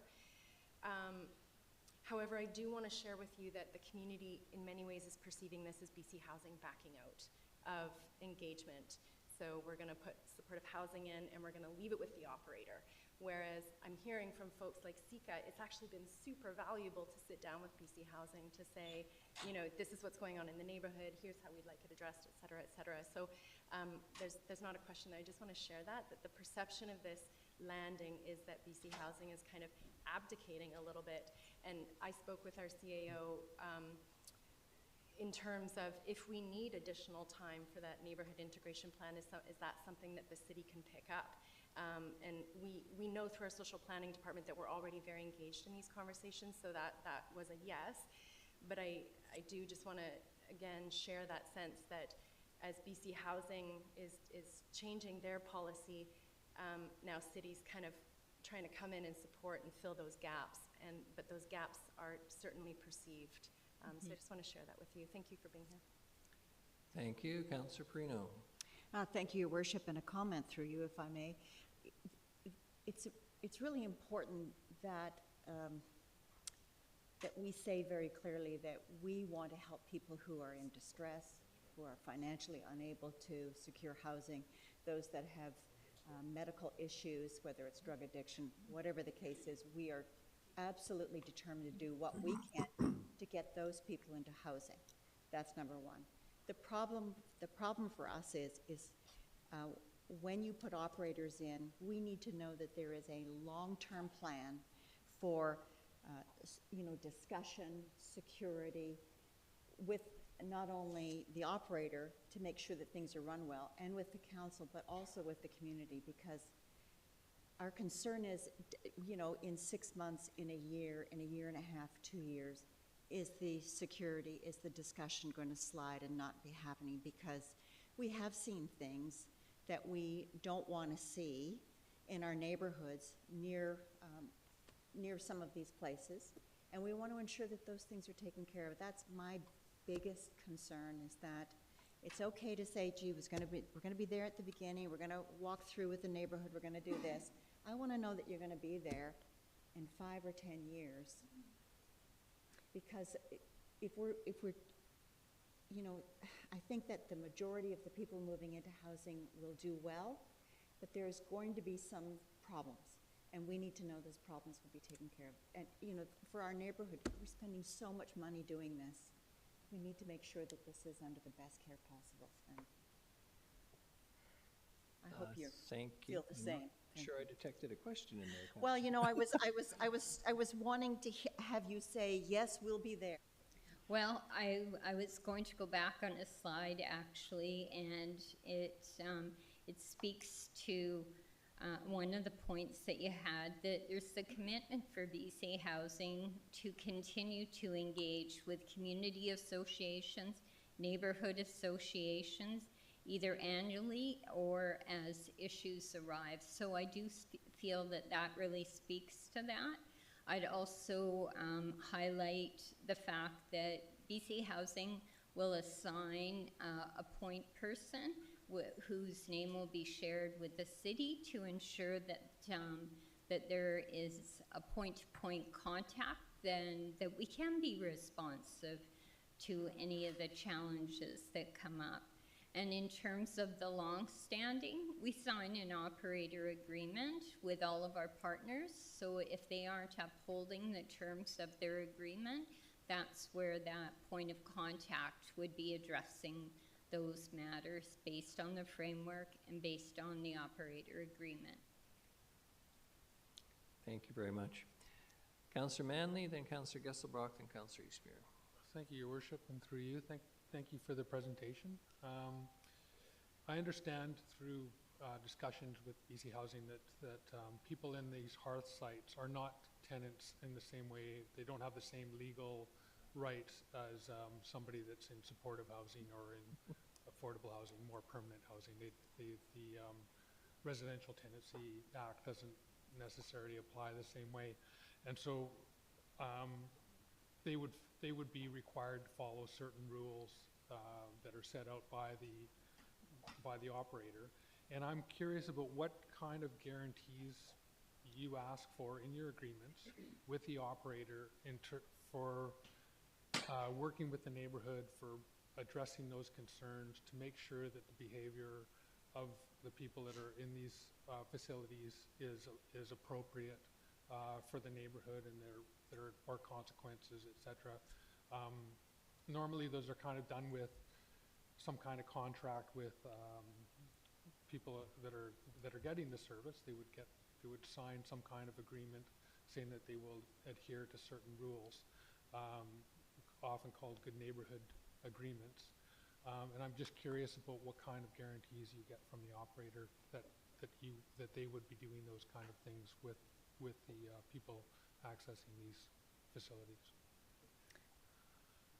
I think I've understood your question. So first of all, I mentioned we enter into operator agreements that have specifics about the standards and requirements that the nonprofits have to follow. In turn, the operator enters into probably what will be a program agreement because this site is going to be seen as temporary housing and won't fall under, based on what we're understanding, the Residential Tenancy Act. There is more flexibility with regard to a program agreement, and there is more opportunity that if a residency isn't working out, that the operator can find another option for the person to move along to. Okay, well, and I appreciate that you're looking for a more robust response that's wider, including more of the community, and I would prefer a 6-month as well. I think that it takes a little time for neighborhoods to get used to what's going on, and I think communication is key and response is key as well. So the more responsive that organizations are to neighborhood concerns, the better things are going to flow for everybody concerned. So thank you. Thank you, Councillor Gesselbrock and Councillor Eastmere. Thank you, Mayor. Thank you so much for coming today to speak with council and earlier the other representatives from BC Housing. And I think, you know, getting the supportive housing in place, the Heart and Hearth program is really critical for the crisis that we are facing. And I think the community, you know, where these new places are going is always wary about disruption and changes that are happening. And I think it was going around on Facebook, saw it was like BC Housing no longer doing good neighborhood agreements, and the CACs, you know, what the hell, and that impression of being pulled back, I was like, oh no, what's going on here? And I think I definitely feel a lot more assured about the community integration plans, and really it's a slightly different model about putting in place those assurances and the accountability, because I think ultimately what the community and the surrounding neighborhood wants to know is that, one, are there people and a plan in place that kind of sets a standard of operation that's going to maintain, you know, the level of safety that's expected in our communities, and that when there's issues, we know specifically who to phone, and we all know who's accountable for dealing with the different things, and when there are problems, the people that we phone to get them addressed to.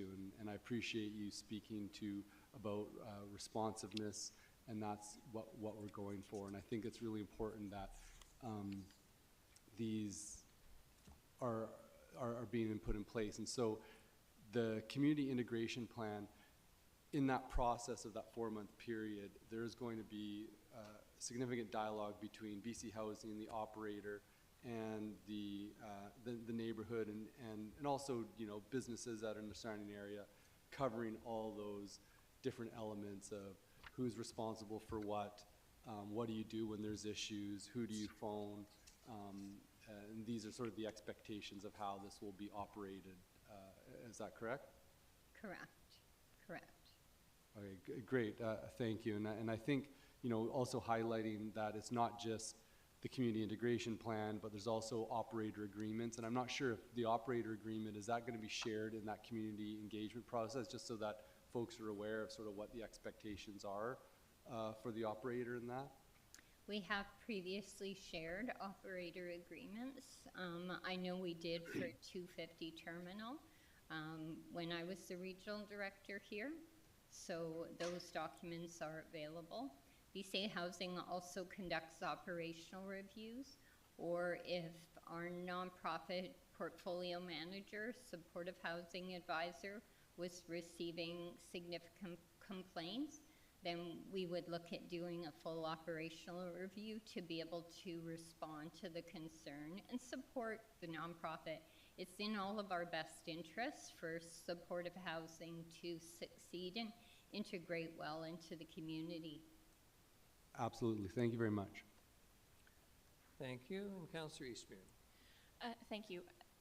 When you're talking about tailor-made agreements and serving the needs of the community, if you're hearing from council and from neighborhoods that have these temporary housing setups, that they have a strong desire for security component, is there a budget that's going to be available when you hear back that one thing that will really help to integrate these new supportive and temporary housing developments into a community is the presence of security to help the new residents feel safe and not to be preyed upon as the vulnerable people they are moving into this supportive housing, and to help the neighborhood feel more secure. If you're hearing that from us now, is there going to be a way to help support that ask when that comes through the neighborhood integration plan? Because I definitely support discussions, but there are going to be proactive solutions that are suggested, and some of those will cost money, and that is a big piece that we've heard from a lot of people, and would make it much easier for a council to be able to support and work with you on these projects.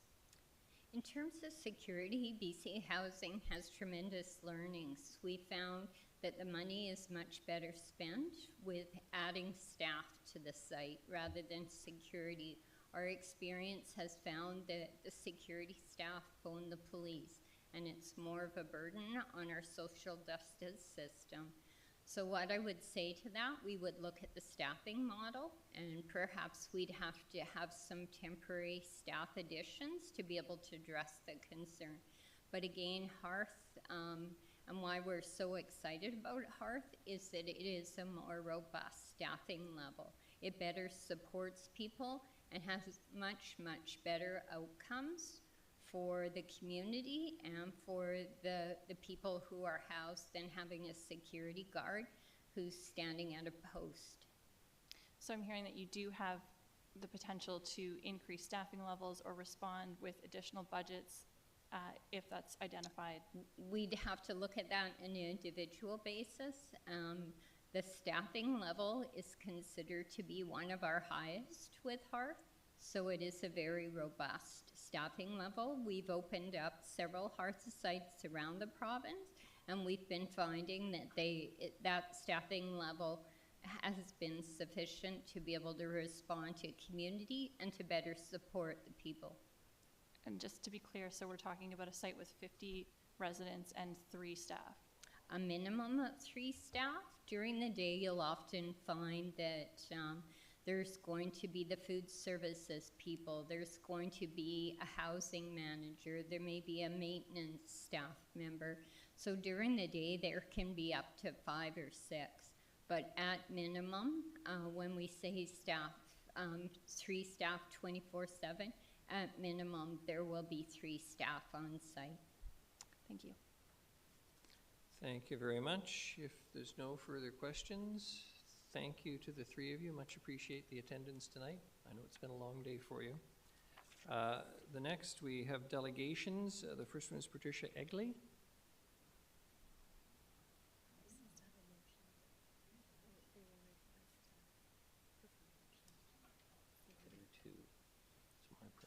Good evening, Your Worship and council members. I am not a public speaker. I've done no public speaking whatsoever. Before I start, if you can just introduce yourself for the record. My name is Patricia Egley. Thank you. And I will trip over my tongue many times, I'm sure. I am the owner of 1019 and 1015 Old Victoria Road. The development in question is directly across from me.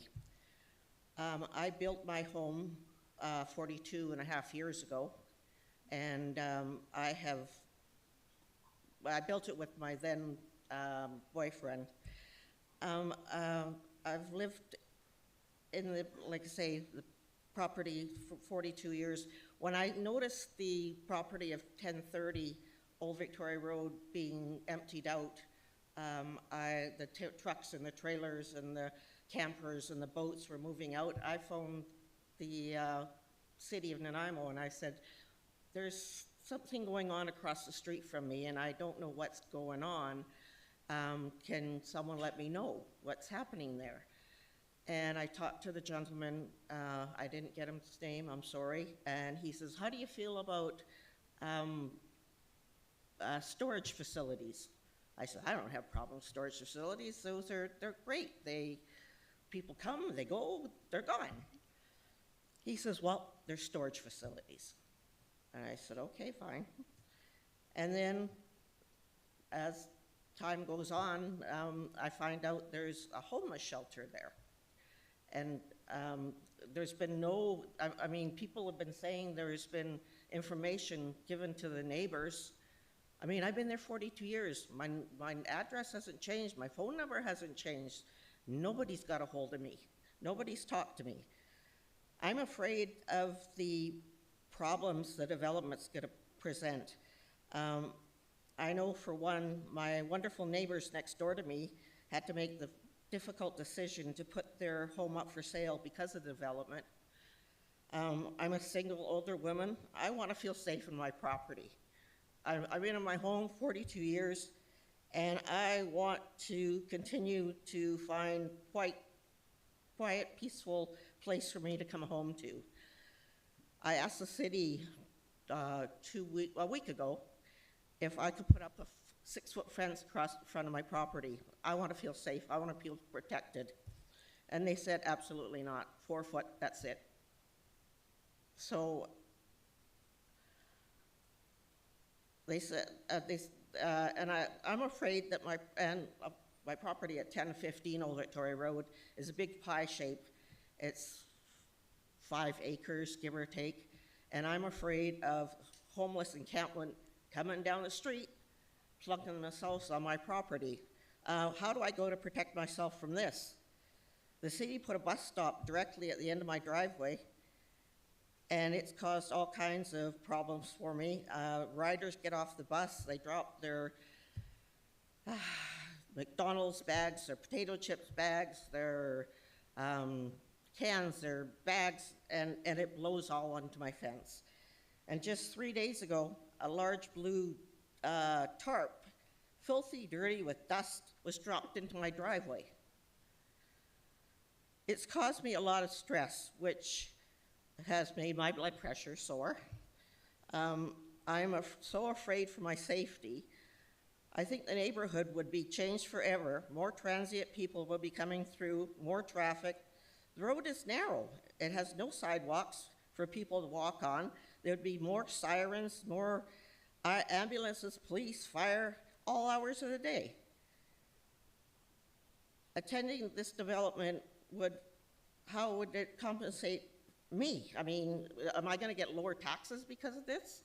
1 minute, please. You have 1 minute left, sorry. Okay. My property I know my property taxes are going to, or my property assessments are going to drop. My safety will be questionable. I don't want to lose the private enjoyment of my home that I built over 40 years ago. And I heard there was something about who to call, when to call. I've heard nothing of this. Anyway, thank you for your time, and I'm done. Thank you very much, and you're under time. I think I can provide a bit of an explanation. When you spoke to an individual about the proposed use of the property, that's when it was in private hands, and if I recall previous discussion at council, there was a proposal in Mr. Lindsay for that property to be storage, and subsequently after the city bought it, that's when things changed, obviously, and we entered into negotiations with BC Housing. I trust you appreciate that council is always in a challenging position when it's purchasing real estate. Once it becomes known the city or any government wishes to purchase real estate. I was just sure they were pulling the wool over everybody's eyes. Well, it's to keep the price for the ratepayers down, because as soon as it's known that the public has an interest in purchasing property, the price tends to go up. And so ultimately, to protect the ratepayers, that's what we have to do, and I appreciate it's frustrating when people are particularly affected by it in a local area, but overall in the interest of the citizens, that's what it's about. I'm not seeing any questions for the delegation. Appreciate your time tonight, and you did very well. Thank you. Councillor Thorpe, Armstrong, and Gesselbrock, please. Thank you, Your Worship. When the earlier delegation was speaking from BC Housing, I did not have questions for them, but I've read their material, and quite honestly, I didn't want to get into a debate or appear impolite. I give them credit for courage in coming and speaking, but I cannot support option 2 of these revised conditions, and I quite frankly just don't buy the rationale for it. And that's about as polite as I can be. When I read that BC Housing says we're no longer implementing good neighbor agreements at any supporting housing sites in the province, because we find that one point is they stigmatize our tenants, may pressure operators and BC Housing to create rules that are different compared to other residential buildings in the area. Well, you know what? The tenants are in a different situation than those in other residential buildings in the area. Good neighbor agreements place additional pressure on BC Housing to fund supports that are outside of our mandate, such as policing and security services. Yes, too bad. Good neighbor agreements typically assign the responsibility for being a good neighbor on the housing provider without any reciprocal responsibility from the community to be a good neighbor. Well, I'm sorry, but I have yet to hear of any community being accused of being a bad neighbor to the housing provider. It's always the other way around. So I just do not buy this rationale. We heard a lot of assurances tonight that this will be a more robust response to concerns. But I read on the other hand that it's a 4-month time frame. Oh, well, you know, we can be flexible on that. That there will be one annual meeting after that. Oh, well, maybe we can be flexible on that. Well, I'm sorry, but that's not good enough. I don't see this as more robust. I don't see it as more responsive. I see a bunch of assurances that I just cannot take at face value. So, again, without belaboring it, I will not be supporting option 2 with the revised conditions. Thank you. Thank you. Councillor Armstrong. Yes, I didn't support the site to begin with, and I continue not to support, and I certainly will not support the removal of a community agreement. Myself and Mr. LeBerge, we've sat on those. They're not the issues that I heard. I've never experienced that, and I don't know if Mr. LeBerge has, but they were always very well done. I don't understand why, if it's such a great process, why they can't commit it to paper, like everybody else does. There's other, I think it's Island Mental Health, they commit to paper. So if they can, why can't BC Housing? So I think everybody forgets about the upheaval this brings to the neighborhoods. You know, we're always focused on the people, and I agree that yes, there's a lot of people, but what about the people who's, as we heard from this lady, whose blood pressure's through the roof, who's scared for her own security? We've seen this time and time again in the neighborhoods, and I believe the neighbors should have some assurances from BC Housing that they will work with them. And one of the ways to do this is through the community agreement, so I will not support the motion. Thank you. Councillor Gesselbrook. Thanks, Mayor, through you. You know, when I initially saw that BC Housing was not going to do the good neighborhood agreements and the community CACs, yeah, I was a little surprised and not impressed. I found that was something that, you know, it was an assurance to the community that certain standards would be upheld and that there was accountability if there was issues to work through them and improve them. And, you know, hearing, you know, earlier and then Ms. Hartman about the community integration plan and assurance that the standards are going to be maintained. There's operator agreement. There's going to be working with the businesses and neighborhood around there to set sort of a plan of how the housing development will roll out and be supervised and maintained. And assuring us that there's going to be a greater responsiveness to issues. I'm going to take that at face value. I'm sitting in a situation where we have a serious homelessness crisis where there's people that don't have anywhere to live. There's no good neighbor agreement with them. You know, folks are camped along the back fences of my property and other people's properties. Nobody's in agreement with them. They can do whatever they like. And plus, they are open to the elements. They're cold. They're desperate. And we have an opportunity to put a housing that is going to have, one, already folks being triaged through shelter system that are more stabilized, that are going to have access to during the day to health care and services. And there's money on the table and willingness to build this thing this year. We have to shake our heads not to accept something like this. If we don't feel that a certain level of safety is not being maintained in our community, we have individuals at BC Housing to phone immediately. We have our RCMP, we have bylaws, we have a whole fleet of individuals that have now 4 or 5 years experience, you know, dealing with these supportive units. we've learned a lot in this year. I think that we can manage it, and it's a lot better situation than what we currently have. And so you can call it a community good neighborhood agreement, and what has that done? What accountability, increased accountability on other sites has it changed? I actually don't know. And I think it's just sort of words that people want to hear so that there's assurance, that there's accountability, that safety in the community is going to be maintained, and if there's issues, we know who to phone, and people will address it and fix it. And I'm assured that there's enough people around here that will be able to be responsive of it. There's a whole fleet of people at the city, there's a whole fleet of people at BC Housing, plus the operator that should be able to go address issues with or without a good neighborhood agreement. We've heard loud and clear that people do not want their neighborhoods, you know, in upheaval because of these supportive housing in place, and it's upon us to make sure that it happens.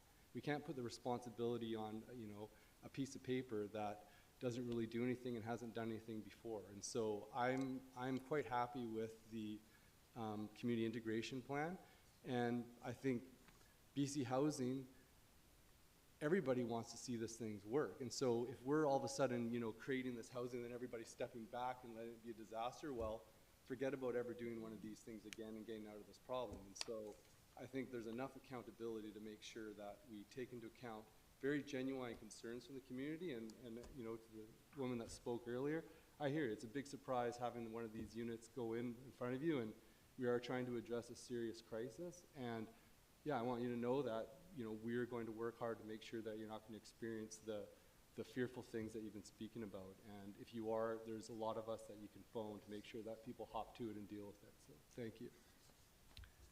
Thank you. In order, Councillors Hemmons, Perino, and Eastrier. Thank you, Worship, and thank you. And Manley. Thank then you, me. Councillor Gesselbrock, for your words there. I'm going to support the motion. I agree with Councillor Thorpe about the inflammatory nature of that news release and the language around stigmatization, and I wish that had been brought up with BC Housing in the room, and I wonder why it wasn't. We should be having this conversation with them. But what I heard tonight in both conversations are two crucial pieces are being addressed, and these are crucial as identified by a functioning neighborhood association who currently sits on a CAC, and that is that it has to start early before residents are in, and there has to be a clear line of who to call if there's an issue, and BC Housing has addressed both of those. I wish that we could keep going with what the community sees as supportive, the community sees as working. BC Housing has come to us and said, we have a different model, and BC Housing is building all over the province, and I imagine their resources are stretched as well, so they're adapting. But I play this out. Go to the outcome of us saying no to this. This is 60 units for people who are unhoused right now. And if we say no to this, then we better say no to all the others, because they're also going to be contingent. And so we're actually saying no to hundreds of units if we say no to this. Because that is the structure that BC Housing, who is the only provider who is building housing in our community of this nature, there are no other people coming in and saying, we'll build 400 supportive housing units for you. BC Housing is the only game in town. The cavalry is not coming, it is them. So if we say no to this, we're condemning, we're saying no to 60 people getting off the streets, and then 60 more, and then 60 after that. And I just, when I play that out, I think that's not leadership to me. I'm sorry, this is not perfect. You know, I've said this in previous arguments, I could probably throw a rock and hit 702 Nickel from my house. It doesn't always go well. There has to be opportunities for dialogue and communication. I'm hearing BC Housing saying that they will do their best to do that. And like Ben said, all of our phone numbers are on the website. If there are issues, you have 9 people who will advocate for you, but I will not say no to housing. Thank you. Thank you very much. Councillor Perino. Your Worship, the problem that I have with this particular motion is it's addressing two different things. One is the disposition of the 3-year lease with the option of a 2-year lease renewals. Then the other part is the neighborhood agreement versus the neighborhood integration plan. They shouldn't be all in one motion, so I'm just going to say that up front. And I certainly agree with Councillor Thorpe and Councillor Armstrong. I think the public heard tonight that none of us were particularly thrilled with the discussion that we had with Ms. Hartman. However, she realizes there have been tons of problems, and we're well aware of it, and we're gonna question her. Is it perfect? No, but I think that they are genuinely trying to make it better, and I'm with Councillor Hemmons on this. If we say no to this one, and the longer we stall it, just the harder the problem is to cure. We have got to get people into homes. They do so much better. They're much healthier. We have a chance. We have a chance to give them a second chance at a life that's worth living. This is the best thing that we can do for these people in need, and this is costing all of us a great deal of money. It is just such a horrible situation. Do I like the neighborhood integration plan? You know what? I don't necessarily want to hear what they're going to do 2 months beforehand. I want to know what they're going to do in a year, in 5 years, in 10 years. Are they going to continue to be there? And that's part of all of our role, to make sure that whatever councillors are sitting at this table, that we are making sure that we have the proper security. And if they don't supply the security, then guess what? We're going to have to supply the security. We're going to have to do what it takes to keep these places open and operational and keep those people who are doing well living where they need to live, to give them the best chance. So as much as I don't like this, I don't think these two items should be on one motion, but I'll vote it in favor of it to get these people into homes as fast as we can. Thank you very much. Councillor Eastmere. I really appreciate hearing from everyone on this. It's a really tough one. I feel like the situation with BC Housing being the only game in town, it's putting us into a corner where we feel like we're being forced to agree to their terms.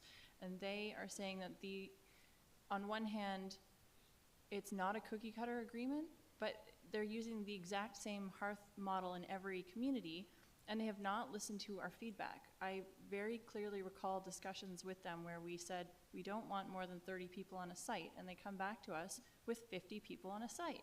So I find that frustrating, and I feel like we've worked incredibly hard to be good partners with BC Housing, to bring the land, to say yes to a lot of things, and to advocate for what our city needs, but also what our residents need to feel good about the relationship with BC Housing. And I feel like this neighborhood integration plan is a watering down of their commitment, both in terms of time, and when they talk about moving away from CACs because of increased strain on staffing resources, and for CACs being problematic because they're frequently asked for them to be extended even if there's no concerns with the building, so what? Like, that is part of doing the work right. And so I am really concerned with us agreeing to change to a neighborhood integration plan when they're not giving us a clear sense of what they actually are. And they're saying, oh yeah, we can amend it along the way. Like, I don't know what I'm agreeing to. And if you're saying it's 4 months, but oh, you could just magically, we can make it 6 months. Well, then can you make it a year? And if you're only talking about doing one meeting with neighborhood groups per year or as needed, like those are two very, very different things. We're the ones bringing this land, and we're the ones who are going to have all of the potential issues downloaded onto us as far as increased bylaw, increased policing, increased cleanups in the neighborhood, and all of the stress on residents. So I'm actually okay to push back at this point, because I think it's worth us working to get what actually works for Nanaimo. And I really strongly believe in BC Housing's commitment to providing housing, and that's why I believe that they will be willing to work with us to make this work. So I do not think ultimately that I can support option 2 tonight. Councillor Manley? Thank you, Your Worship. First, I just want to address some of the things that the delegate came to us with.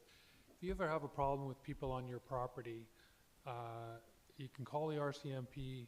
If somebody tries to set up a tent on your property, you call bylaw, they're trespassing, and they can't be doing that, right? So,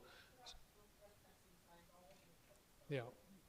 And I understand there's already an issue with homeless people in your community. I know there's a large encampment on Chase River at the estuary, and there's people camped out, as they are throughout our community. We have people camped out along the parkway, anywhere where people can find a place where they can feel hidden and safe, they are camped out, and you can find them everywhere in our community, including Bowen Park, where I live close to. Half a block from me, I can walk down to the park and find tents if I want.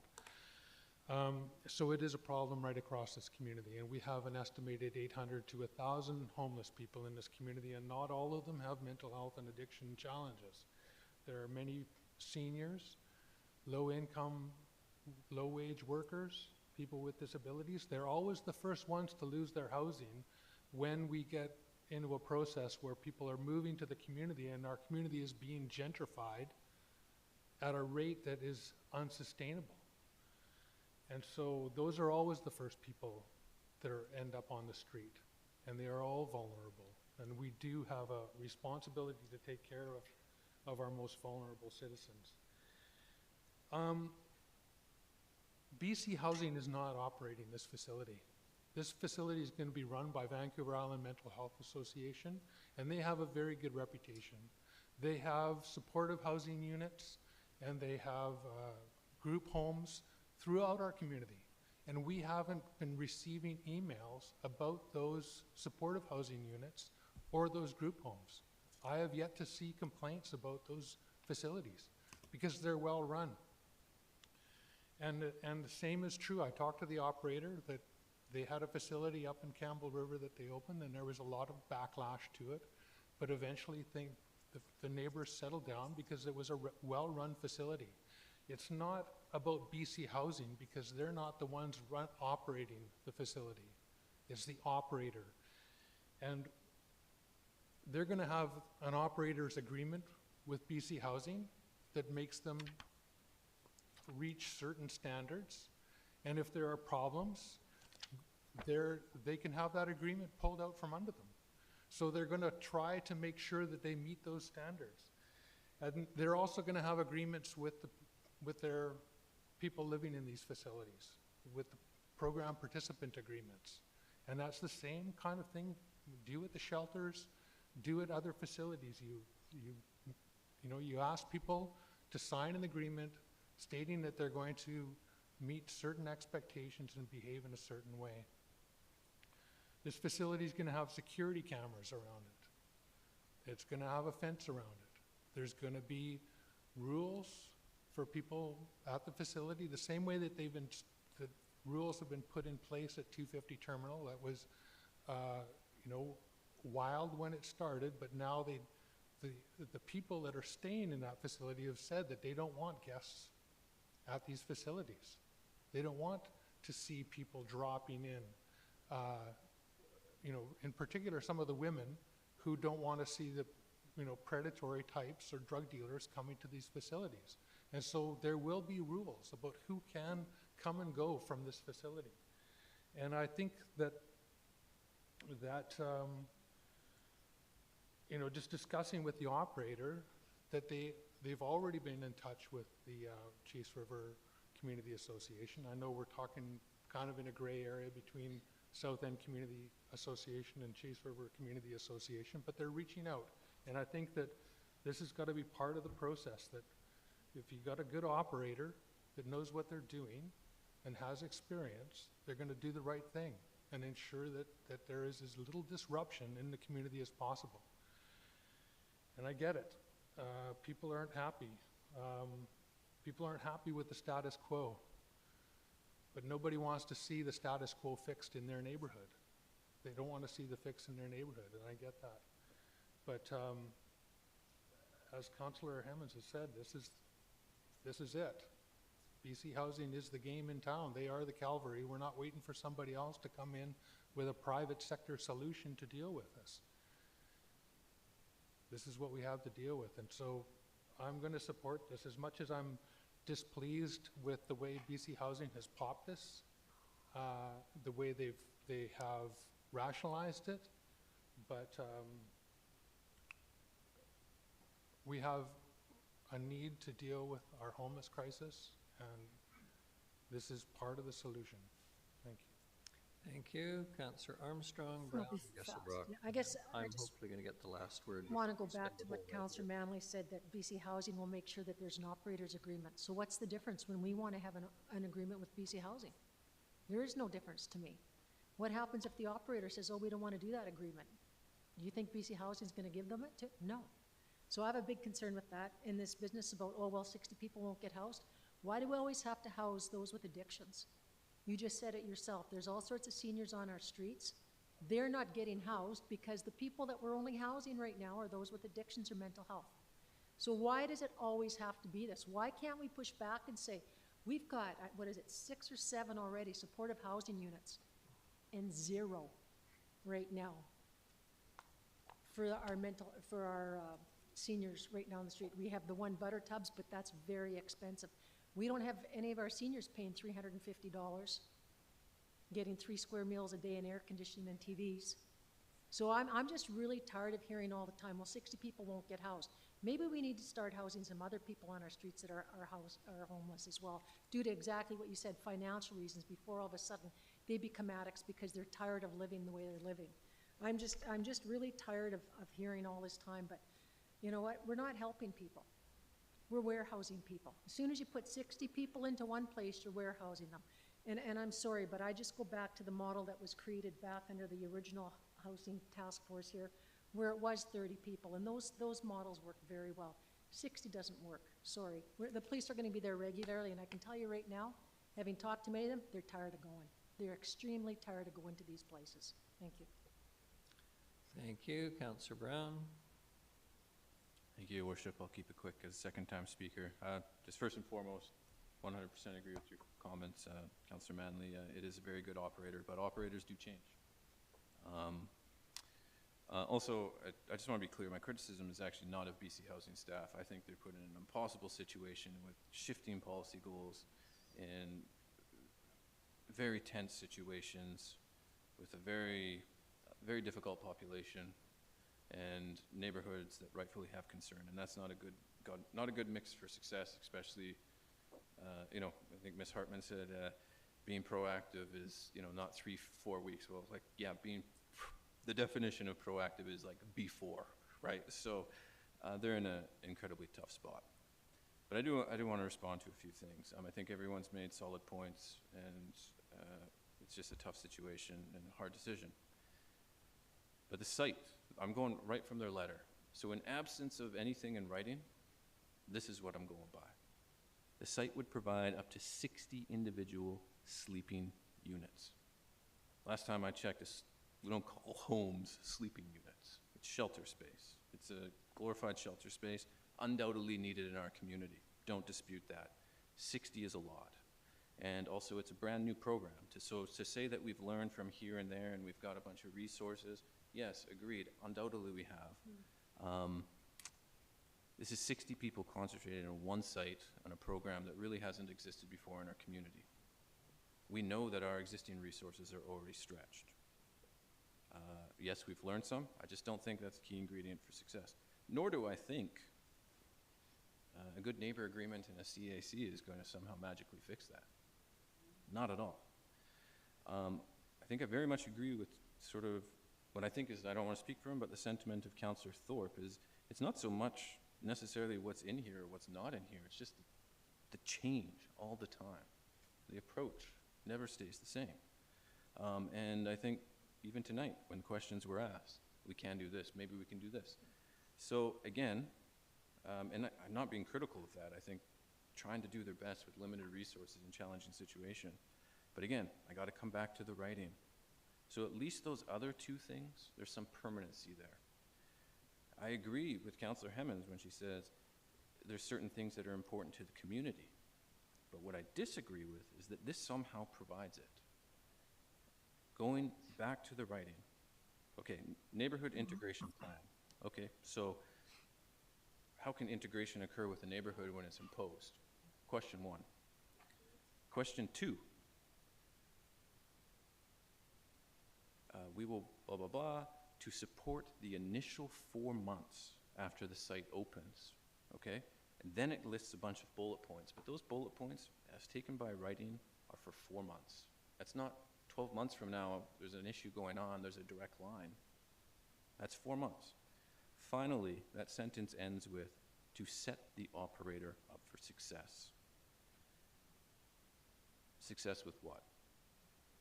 Lessening neighborhood impacts? Helping the population? I don't know. It's ambiguous. So, and I would think, I'd want to see both of those reflected over a long term. So 60 is a lot. We've continually advocated. This is an experiment. There's got to be some of that, and I got to applaud the provincial government for trying things. However, I don't think this framework exists, nor do I think that our community or our city organization or even an excellent provider is well positioned to take on that challenge based on what I've seen. I don't know what the answer is, but I think it starts with a slightly longer term commitment than 4 months to supporting the neighborhood. I don't think this is saying no to housing. Actually, I come back to, I'll close with that original comment, is I think this is an extremely minor request to reflect some sense of community consistency, and the choice is ultimately with the province or BC Housing if they want to proceed. There's been a lot of effort here by the City of Nanaimo to make this work. This is a really minor thing, so it's them that would be saying yes or no, and I think it's unfair to say that it's council saying no to that housing or not, because, again, small. So I think the first step would just be to simply, if you wanted to integrate with the community, a long-term commitment to that process, knowing full well that this is going to be messy, there's going to be things that don't work, but 4 months is just simply not good enough. Thanks. Thank you. Councillor Gesselbrock. Thanks, Mayor. I do want to speak to sort of the change that BC Housing at short notice did put forward around not doing the CACs and the Good Neighbor Agreement, because I think the neighborhood was looking to that as assurance, and I think from what I'm hearing around the table, there is a lot of fear that the provincial government and BC Housing are going to leave the city high and dry if there are issues. And I'm not saying that that fear is founded, but the fear does exist that we feel that there's been continually downloading of this homelessness crisis on the city in terms of the community disorder that it does create, whether it's individuals that are unhoused on the street. And to disagree with Councillor Armstrong, I think homelessness creates addiction just as much as addiction creates homelessness, and I think you can't deal with one without the other, as an aside.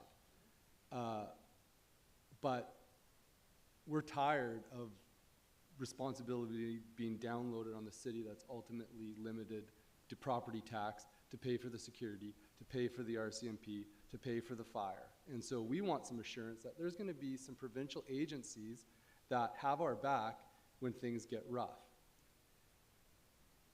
I felt that BC Housing has stepped in several occasions, even when Terminal was a complete gong show, and worked to improve stuff.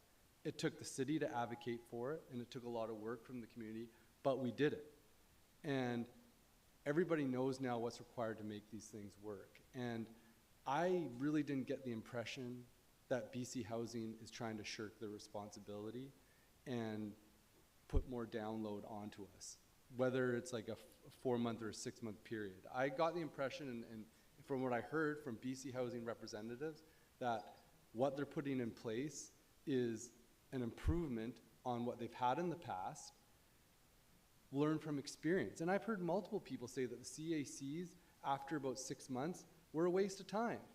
They weren't improving anything, and it was just wasting very limited staff resources, and the issues could be addressed through other ways, and we want to make sure that the community always has conduits to get people to hop to it to fix problems if they arise. And that's what the operator is there for.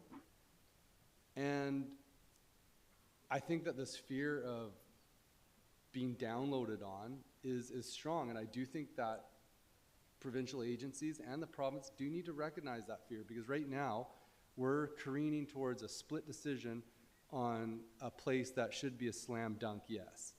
And we have a choice as council to be hardball and be like, no, we're not going forward with this unless you change the language and make a longer term commitment to making this work, or just go on faith that, yeah, BC Housing's committed to making this work, the province is committing to making this work, and if it's not working, we're very empowered to speak up about it and get them to step in, because if they don't, we're sure as heck not going to be going forward with more of these. But we are not really basing this on a lot just yet. We haven't had BC Housing and province totally back out of these situations and have been supported to what the resources that we have. And so, yeah, I think we're in a hard place, and it's fortunate that it's come to this, but I'm definitely on the side of get this infrastructure built. We need to have shelters that triage people, and then the more stabilized people go on to the next stage, which is what we're putting in here. Those folks get more established and they go on to the next stage, and we're so far behind in building out this system that what we're left with is people running around the streets homeless, addiction's getting worse. I know people that that I've been counselor for, and they're on the street for 3 nights homeless, and then they've had enough, and boom, hit the methamphetamines, and they go on a 9-day bender, breaking and entering into people's houses, causing chaos, then not sleeping for 7 days, getting psychotic, and doing a serious assault.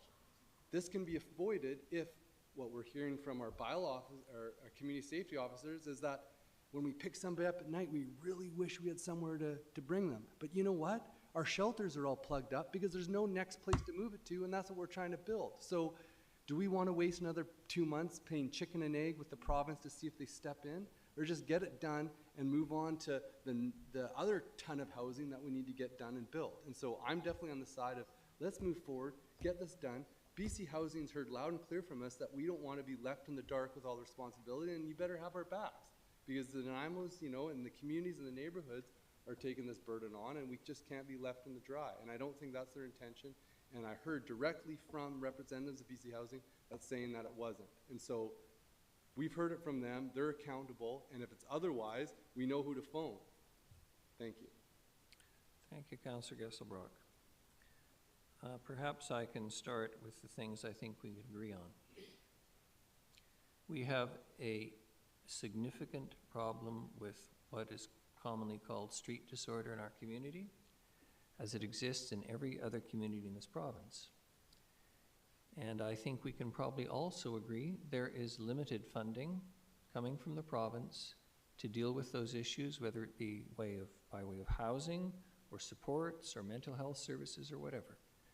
And maybe you won't agree with this proposition, Council, but if we turn this down, I can assure you the Mayor of Kamloops, the Mayor of Prince George, the Mayor of Kelowna will happily get on the phone tomorrow morning, I'm only exaggerating slightly, and say, I seen Nanaimo's turned down 60 beds, suites, houses, I don't care what you call them. We'll take them. Thank you very much. Do we honestly think, any of us, that BC Housing wants this to fail? Do we honestly believe that they're going to try and structure this to ensure the greatest damage and disruption in whatever neighborhood, any facility, any housing like this is built? Do we honestly believe that? No. Everyone wants this to succeed. Councillor Armstrong says 60 doesn't work.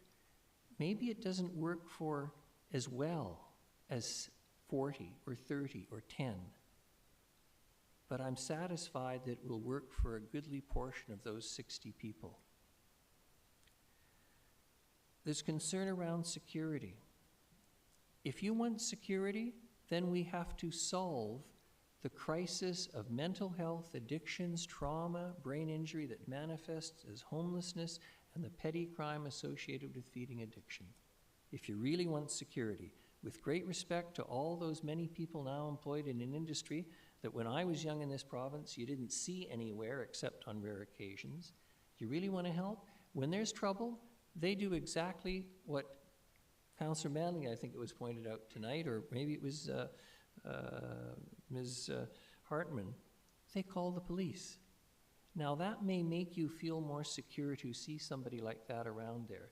But imagine if instead of spending the money on the police, which we pay for directly in this community, BC Housing, the provincial government, is ensuring that they have perhaps more staff at a place like this to ensure that before somebody becomes a danger to themselves or others or causes more community disruption, that they actually get that help.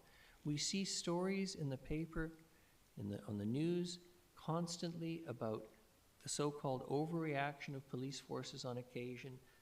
Many advocates say, stop sending police in, send in mental health workers. So here, really what we're talking about to some extent is ensuring that we have staff at these facilities that will hopefully save someone from having to call the police. Maybe we save a confrontation, we save police time, we save city money on that. I don't see this as a tough one, contrary to what some of you have said tonight.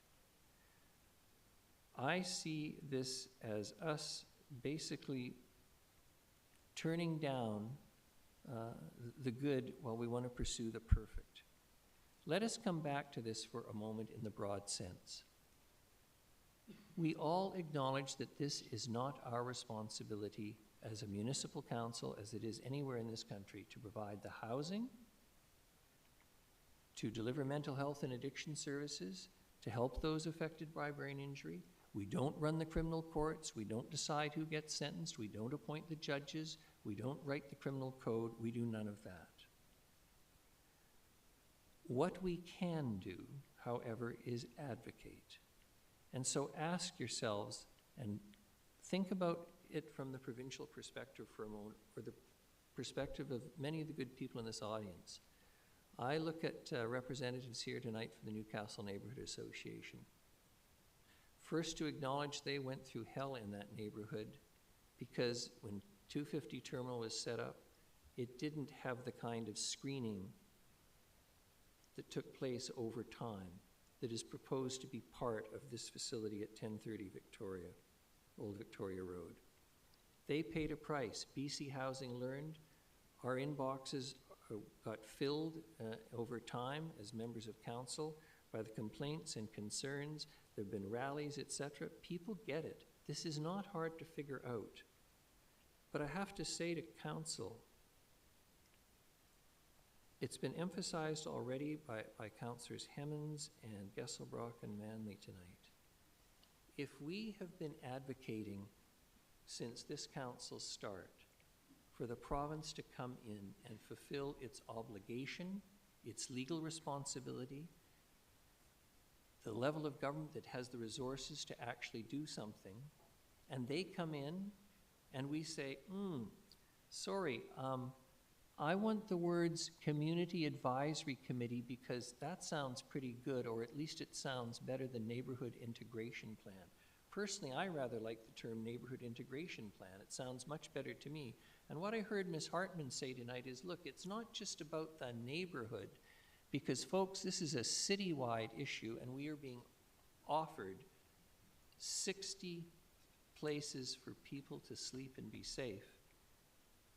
Maybe the SPO is involved. Maybe some of our other nonprofits provide advice and assistance and guidance. But how can we continue to be taken seriously by any level of government, particularly the provincial government, if we have advocated for them to come in and fulfill, as I say, their legal responsibility, their jurisdictional responsibilities, with the resources that are needed to make it succeed, and we have it in front of us, this opportunity, and I appreciate the concerns of the neighborhood, got it, respect it, given past experience, historic experience in many places. It hasn't been pleasant for the neighborhood for a while, maybe in some neighborhoods permanently, I get it. But we cannot now turn to the provincial government and say, not good enough, go away, come back with another proposition. I come back to what I said earlier. Other communities will happily take it. This is never going to get better anywhere unless we accept these kinds of facilities in our communities. It is the right thing to do. It is the neighborly thing to do. It is the right thing to do for the citizens of our community, for the parents of the people who are in the streets, for the neighbors who suffer as a result of the reduced capacity, the incapacity, the bad behavior of those who are already on the streets. So please, council, I don't use this language very often. I am begging you to support the motion in front of us tonight. I am literally begging you, because I'm astonished at the prospect and saddened that when we have the opportunity to provide a solution for not just 60 people, this facility runs for 3 years. If it works properly, you will see dozens, potentially hundreds if we're lucky, of people transition through this facility into supportive housing, more permanent housing, become neighbors, perhaps reform their lives, get off drugs, get the mental health treatment that they need, whatever it is that's required. But it is not going to change unless we support things like this. And for me, arguing over whether it's community advisory committee with a good neighbor agreement as opposed to a neighborhood integration plan, sorry, it just is, it is inconceivable to me that in these times, with all the experience in this province and across this country and indeed in North America, with everything we hear in the news, that we would tonight turn this down. I'm sorry, I'm begging you. Support the motion. Thank you. All right. All those in favor of the motion, which is option 2. Councillor Gesselbrock, Councillor Hemmens, Mayor Krogh, Councillor Perino, Councillor Manley. And those opposed, Councillors Armstrong, Eastmere, Thorpe, and Brown. The motion carries. Thank you. It is now way past the 9 o'clock break. I suspect staff are exhausted, Ms. Gurry. It was kind of you to not interrupt me and let this go on.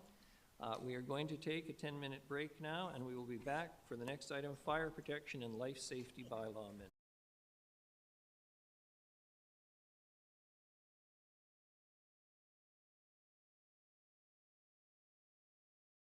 Chief Doyle, there you are. Thank over you. Here, Your Worship.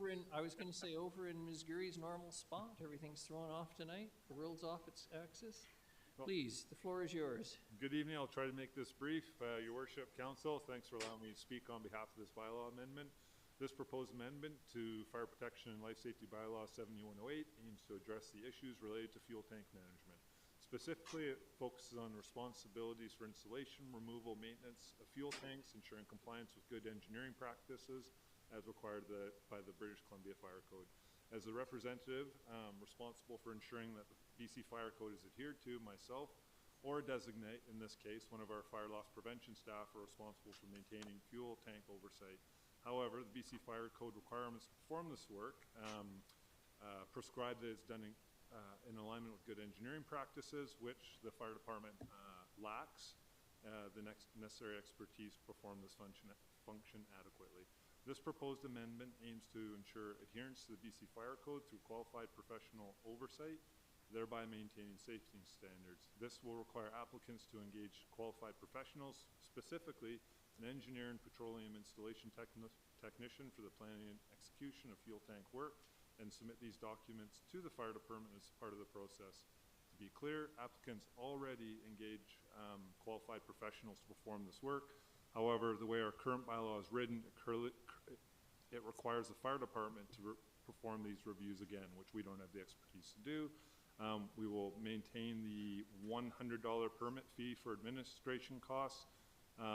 As a little bit of a down the road thing, in light of the new Fire Safety Act coming into power on August 1st, 2024, we'll be doing a fulsome review of our bylaw, and we'll review our fees and charges to make sure all our administration costs fees align with the amount of work it takes to do it. So again, this amendment aims to resolve this issue and align ourselves with best practices. Thank you very much, Chief. Very quick. We love it. Any questions? Councillor Eastmere? I move that Fire Protection and Life Safety Regulation Amendment Bylaw 2024, number 7108.04, pass first reading. Oh, sorry, do you need me to read the thing in I think you parentheses? should read the whole bylaw, please. Okay, pardon me. Number 7108.04, a bylaw to amend the provision associated with fuel tank installation removal or withdrawing a fuel tank from service, pass first reading. And seconded, Councillor Perino. All those in favor? Any opposed? None. Motion carries. Councillor, please. That Fire Protection and Life Safety Regulation Amendment Bylaw 2024, number 7108.04, pass second reading. Seconded, Councillor Thorpe. Any discussion? Not seeing any. All those in favor? Any opposed? None. Motion carries. That Fire Protection and Life Safety Regulation Amendment Bylaw 2024, number 7108.04, pass third reading. Seconded, Councillor Thorpe. All those in favor? Any opposed? None. Motion carries. Thank you. The next is consideration of new permissive tax exemptions. Ms. Mercer, please. Sorry. Oh, yes. Yeah, I'd like to call conflict on one or C1, so I'll be leaving. Sorry, on one. C1, so after one is done, I can come back in. I was going to say, can we vote on that? We can vote on that separately. So why don't we vote on the rest? Which one is? To the Your Worship, I believe Councillor Manley's stating he has a conflict on one of them as well. So what we can do is once they're introduced and Ms. Mercer goes through the introduction, we can vote on the two separately. Exactly. So don't leave yet, gang. So in the essence of time, I'm just going to pass it over to Ms. Slater to go through the numerous applications or a summary for all the PTE applications. Ms. Slater, good evening. Welcome, please. Thank you. Don't worry, we're not going to go by or through them line by line. So I'm here to introduce the new permissive tax exemption applications for the year. These are new applications that will be looking for property tax exemptions that would start in the 2025 property taxation year. And so in 2 weeks' time, we'll be bringing forward the permissive tax exemption bylaw, which of course will be dependent on the decisions that happen tonight. As I'm sure you've noted, there are a large number of applications this year. I've worked at the city for a number of years, and this is by far one of the biggest application years I've ever seen. And so, of course, we're not going to go through everything line by line. The staff recommendations are outlined for each in the report, but there are 2 information points I wanted to bring forward. The first point is on the Rise Bridge application. We're still awaiting receipt of updated financial information. And we have also received new information since the report was written that the society is no longer in good standing with the BC Societies Act, and so we are not able to provide an exemption for this property. There's no need to change the staff recommendation as it currently stands, because the motion outlines that the tax exemption would only be awarded upon receipt of financial information, which does include the certificate of good standing. So there is no need to change the way that anything is currently written. And the second point is just a note on the permissive tax exemption policy. As you know, Council approved an updated policy back in July 2024, and we certainly got some good practice at evaluating and implementing the language in the new policy. And I just wanted to report that that I think that the policy is working as intended, and the guidelines were easy to follow. So that went well. And so in summary, of the 21 applications, there are 8 applications recommended for approval, 2 recommended for approval, but only if certain criteria are met, and otherwise they would not be on the bylaw, and 11 applications for denial. And with that, I will leave it to Council for discussion and any questions. Hard to prepare for questions with 21 applications. Thank you very much. Councillor Eastmere, was it just to raise the please? Left over. Councillor, well, we've got Councillor Armstrong. I'm in conflict for number 1, please. Okay. And if we could get what Councillor Manley, which line, Councillor Manley, of the chart on the screen, maybe we could make it a little bit bigger. 20. Number 20? No, don't. So number 1 and number 20 would be considered separately, and right now you could have discussion and questions on the remaining. So we'll remove number 1 and 20 to be voted on Separately. separately. And Councillor Perino, you have a question? Yes, Your Worship, I just have one quick question through you. On number 12, with the Pacifica Housing Advisory Association, you're agreeing to award that one, you're suggesting awarding that one, but all the others denied under the same name. Can you explain why that particular one is?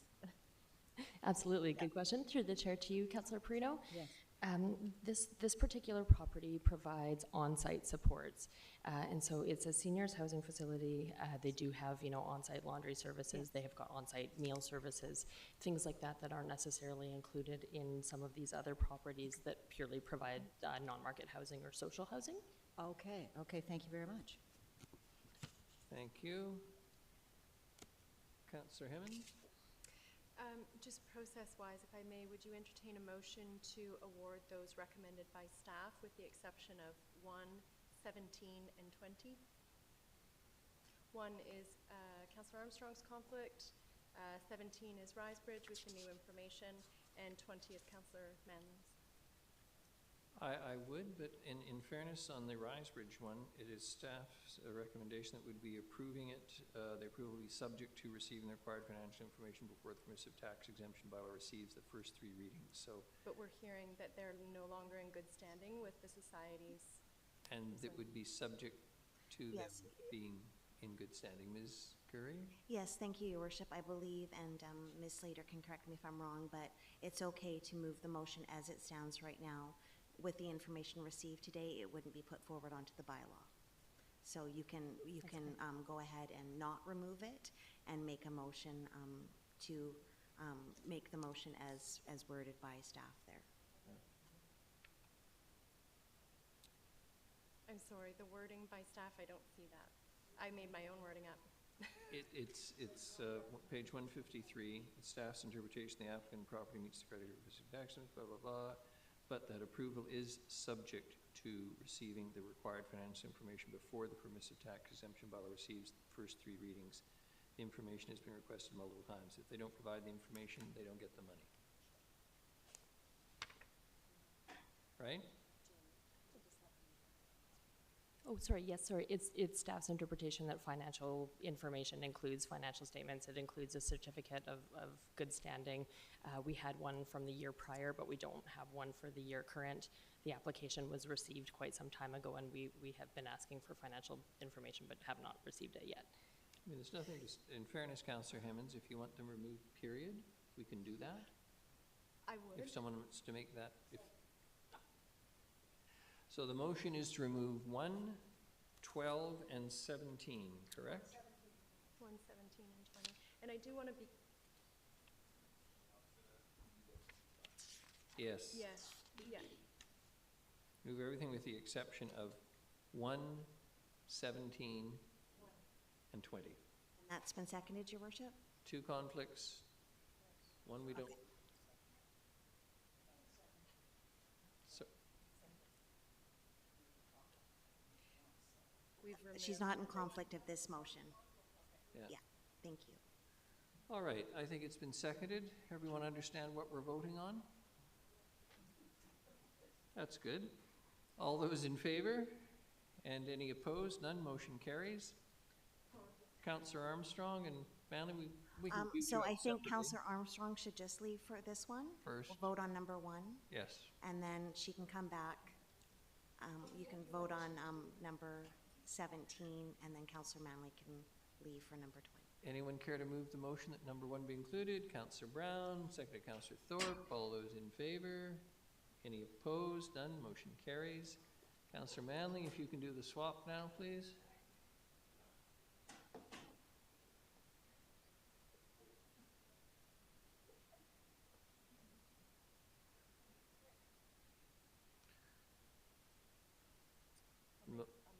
Moved by Councillor Hemmons, seconded by Councillor Brown. All those in favor? Any opposed? None. Motion carries. Someone wants to get Councillor Manley back here.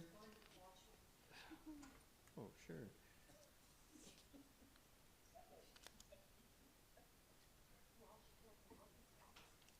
Thank you, Ms. Slater. Yes? 17? Yes, sorry, 17, yes, 17, separately, right. The motion is that we deny 17. I'll make the motion to deny number 17. Seconded by Councillor Thorpe. Any discussion? I do have a question. Yes, Councillor Hemmons. Thank you. I understand we've asked for financials. The deadline has passed. Okay, so then, thank you. I'm in support of denying. Councillor Perino. Your worship, a question through you to Ms. Slater. We've agreed to award some of these others, and the deadline has passed. So for us to deny this because the deadline is passed is not appropriate. If we're denying it, in other words, the way it reads is award but subject to receipt of financial information. I understand that, but if we're still waiting for it, Well, in fairness, that's my question. I'm trying to figure. Thank you. My understanding, and Ms. Gurry will correct me if I'm wrong, Ms. Slater, they have not provided the information that would qualify them to be given a permissive tax exemption. The time has passed. Staff, I think, arguably generously said approve it if they get it in before the third reading. And what Councillor Hemmons has proposed and what Councillor Armstrong has seconded is, no, they didn't meet the requirements and we're not going to give them money, permissive tax exemption. Am I understanding this all correctly? Yes, thank you, Chair. You're correct. I wanted to give them the benefit of the doubt. They did bring the application forward before the required June 30th due date. It was missing some financial information. Lots of times we'll go back and forth with organizations because they might not necessarily have all of the information on the first application. And so I have followed up, but I just wanted to make sure that at least that we brought it forward because we had received the application, although not quite complete, but still before the due date. We have, unless I'm mistaken, and I look to Ms. Slater or Ms. Mercer, we have provided substantial funds to Risebridge in the last couple of years. And they're not filing the most basic of things, which is financial information required by not just the city, but the province, correct? Any, Councillor Hemmons? Sorry, may I also just ask for clarification regarding the good standing? Can you explain that again? Absolutely. Sorry, through the chair to you, Councillor Hemmons. The BC Societies Act requires that registered societies, register with them, and annually they have to file annual reports that outline who the directors are, and there's some annual reporting requirements around that. So previously we had a certificate of good standing that ended, I think, in around February 2023, and so they have not filed the next report that would have been around February 2024. And so if I go and log into my BC Societies login, I can look them up and see that they're not currently in good standing. It comes up with kind of this little caution sign and it says Okay, that, so not that in they're good not. Yeah. standing, and they have not met the deadline for filing their financial information. That's correct. Thank you. Thank you very much, Councillor Perino. Sorry, Worship, it's just that I know that I'm just trying to give a fulsome response to this because I know that their leader, of course, is now on maternity leave. I understand that. I'm just suggesting that I'm just wanting to make sure that we are absolutely fair in this case. Just saying.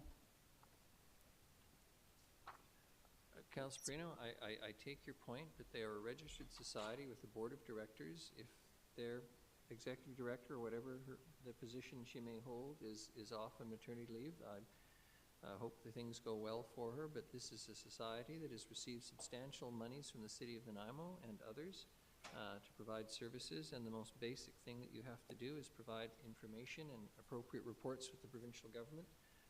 So I appreciate it may seem a bit harsh to some folks, but I think this is the right and proper thing to do. All these other societies have managed to meet the requirements of the law. All those in favor of the motion? And any opposed? None. Motion carries. Thank you. The next, Ms. Slater, Ms. Mercer. The next is Commercial Street Construction Project Parking Management. Mr. Sims. Your Worship, thank you. As you noted earlier today, we've got underway with Commercial Street in the last week. I'll ask Mr. Rosen just to speak briefly to the report. Thank you. Mr. Rosen, welcome, please. Thank you, Your Worship and Council. As Council is aware, Commercial Street is under reconstruction and will have a loss of about 30 parking spaces temporarily during construction. And there's been a request by the DNBA and the local business areas to offset that. And so we've put two options for Council to potentially mitigate that. We don't have a specific recommendation for either one, but happy to answer any questions that Council may have on them. Councillor Armstrong, then Councillor Gesselbrock. I just wanted to note that when you go on to the website, you have it that the Pioneer Parkade is operational. It's not. They still have it closed, and they expect to keep it closed for another month or 2 months because they haven't got to the repairs. So it shows people, directs them there, but it's not open. That's about 60 spots. Thank you.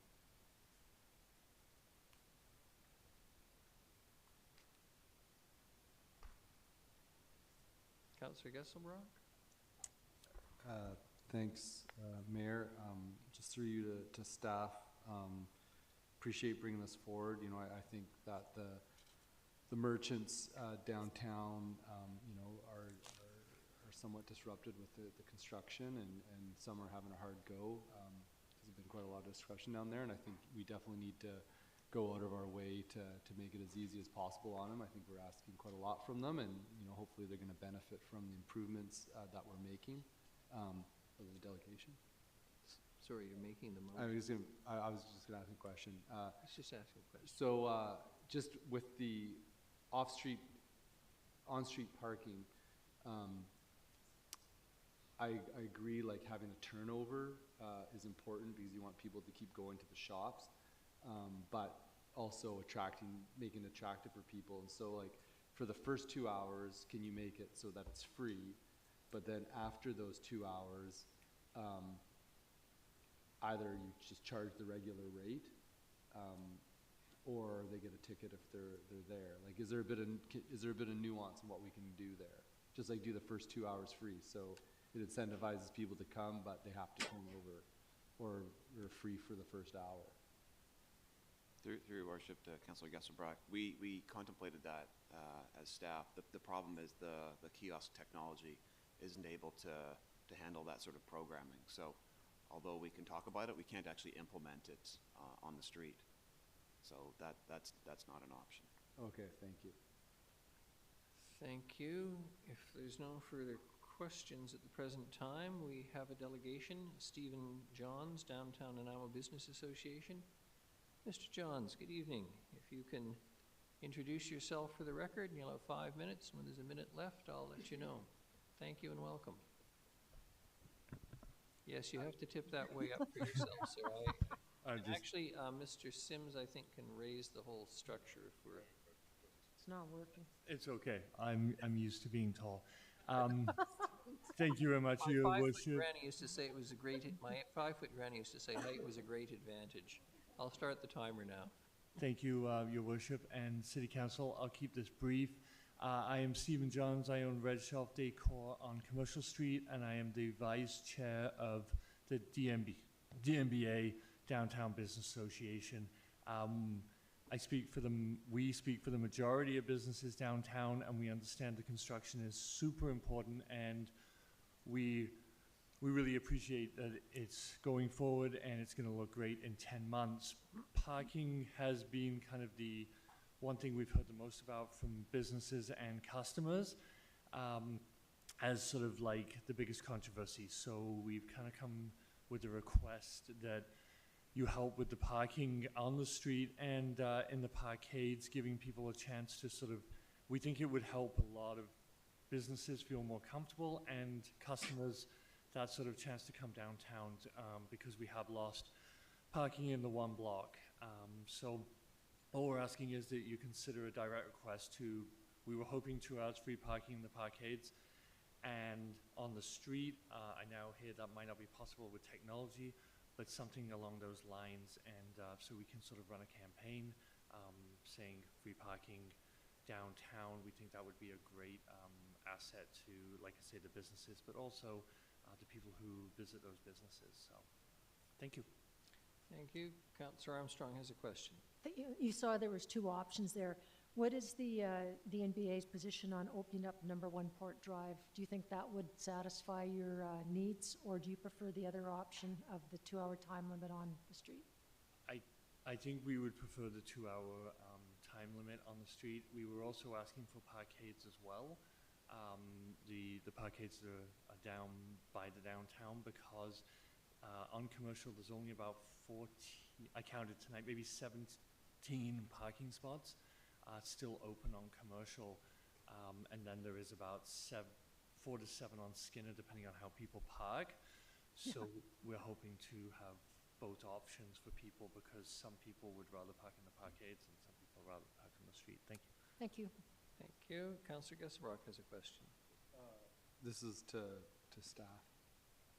Can Mr. Johns sit down then, everyone? Mr. Johns, thank you. Councillor Gesselbrock, your question to staff? Just with the parkades, I think it was mentioned in the report, is there a way to do a portion for free, or is that just completely off the table of having free parking in the parkades, even during different portions of time, or would we just go broke if that happened? Through your worship to Councillor Gesselbrock, the challenge with the parkades is there's a number of monthly pass holders, paid pass holders, as well as paid contracts for spaces. And so if we were to provide free parking in there, there's an equity problem. And so we also have the same kiosk technology problem that we can't just provide 2 hours free and then charge. So it's either free, time limited, which is an equity problem, or we leave it as it is. And just follow up on that, what about just a certain portion? Like maybe, you know, the paid customers get their parking spot exactly in that spot, but you know what? We're gonna have 25% of the parkade available. If you park in these spots, it's for free. And if you stay here for longer than 2 hours, we'll give you a ticket. Is that possible?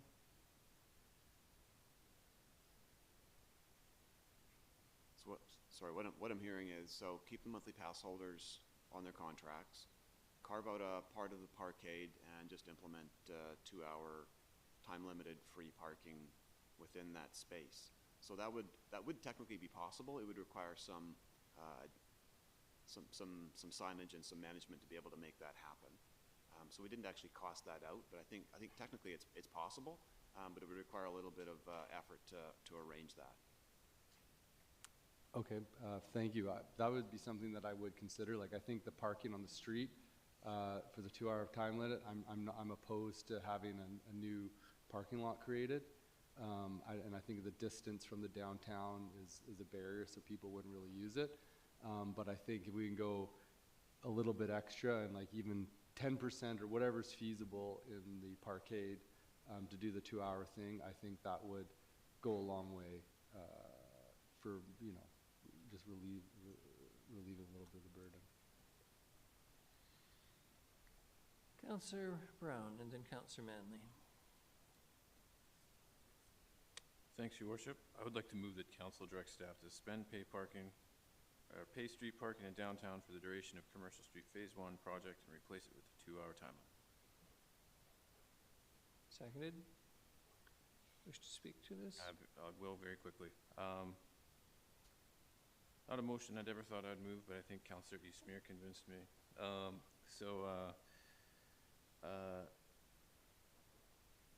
Often VICC free parking underneath is empty.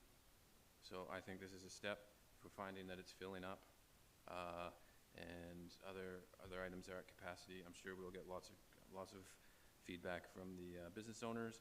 I think we can look at other options, but I think this is a direct response right now. Hopefully it will assist, and then we can be flexible throughout the project if we need to be. Thank you. And Councillor Manley. I was curious about whether we could have some kind of voucher system in lieu of people in the parkade, but we have 2 options in front of us. I'm happy to go with the option that's been on the table. Thank you.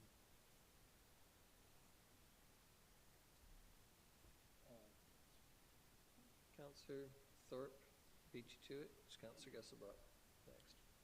Thanks, Your Worship. I'll support the motion that's now on the floor. Staff have looked into this. They've come back with options that they think are feasible and reasonable, and I agree with the comments of Councillor Brown. So I think we should just move on this and make a decision.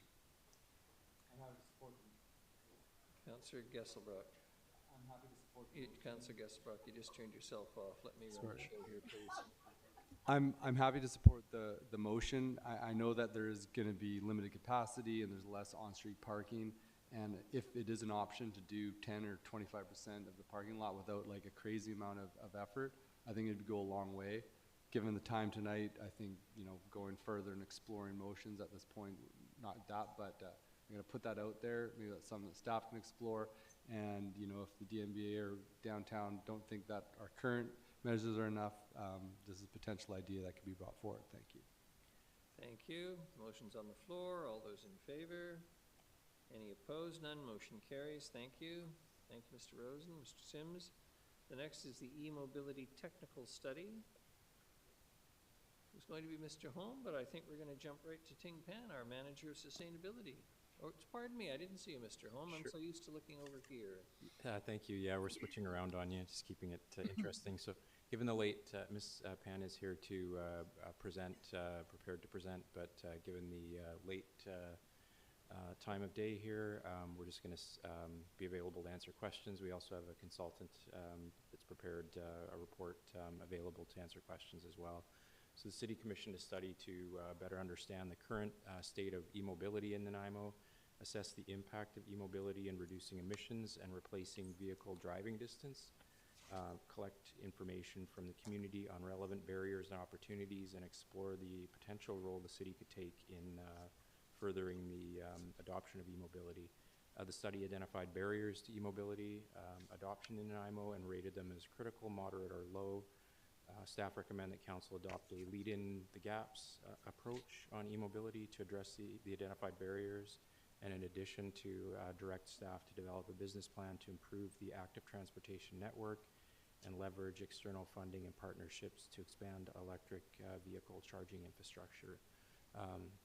Again, Ms. Pan is available to answer questions, has a presentation prepared which is in the agenda package, and the lead consultant on the project is available to answer questions if council has any. Thank you. Thank you very much. Pan? Seconded. Councillor Armstrong, I'm sensing a desire to move forward with this quickly. Any discussion? All those in favor? Any opposed? None. Motion carries. Thank you. So much for your starring role, Ms. Pan. You could have had the evening off. Same with you, Mr. Holm. Well, no, you are here for the Housing Accelerator Fund 2, please. Thank you, Your Worship, and Council. And again, given the late nature, Ms. Brinkman was prepared with a presentation, but I'll quickly introduce the subject, and Ms. Brinkman's available to answer questions. So this is the Housing Accelerator Fund Round 2. Obviously, the city applied for round 1 of the Housing Accelerator Fund was not successful. CMHC opened up in July. Second round of the Housing Accelerator Fund application. Staff recommend council to direct staff to apply for round 2 of CMHC Housing Accelerator Fund to invest in local initiatives to remove barriers to housing supply and accelerate growth of housing supply in the city of Nanaimo. If the HAF2 application is successful, the city could receive an estimated $20 million to invest in sewer infrastructure projects and to implement an action plan of initiatives that support increased housing supply. All of that's outlined in the report. The application deadline is this Friday, September 13th. And again, happy to take questions, and the author of the report, Ms. Brinkman, is here to answer questions as well. Thanks. Thank you very much, Mr. Holm. Councillor Brown? Thank you, Your Worship, through you to Mr. Holm. Are we aware of anyone that has been successful in their or the first phase application that is submitting for things like sewer capital upgrades? I could probably, I'll try and speak to that and turn it to Ms. Brinkman to provide clarification if required. So We can use the funds we have to identify initiatives that unlock additional housing beyond what we would see built without undertaking the initiative.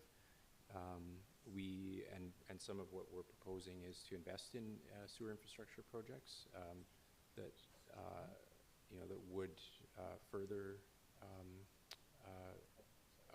address housing supply limitations in the way of infrastructure. I'm not sure if that answers the question. Yeah, no, sorry. I guess my question is like specifically, was anybody successful in receiving funds in the first round with something similar in their application?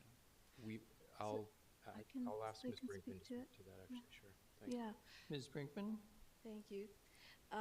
So the applications are largely, actually almost 100% evaluated on the action plan initiative, the 7 initiatives. How the city uses the remainder of the funds is not how the applications are evaluated. In fact, those municipalities in round 1 that receive the funds have the option to determine, they are obligated to complete the action plan, the 7 initiatives in their action plan, but they can, after receiving the funds, determine later and change how they spend the remainder of the funds. So, so we're proposing in this application that sewer infrastructure projects, there's 3 that have been identified, are a good use of the funds, but that isn't actually how the application is evaluated. So if the city of Nanaimo is successful with the HAF2 application, then we could say, and part of the reason for this is because the city has to spend the funds 4 years. It has to be spent by the end of 2028. So that's a lot of money to spend in that time, and not all projects are ready to go. So it will be dependent on what project is ready to go for the city in order to use the funds in the time allotted. So I guess I still would like the question answered though. In phase 1, do we know anyone that included such a thing in their application? 'Cause I'm just cognizant that we weren't successful on phase 1, and I must admit when I read it and the application, I think it's an odd item. So we've done quite a lot of research on the municipalities that were successful in round 1.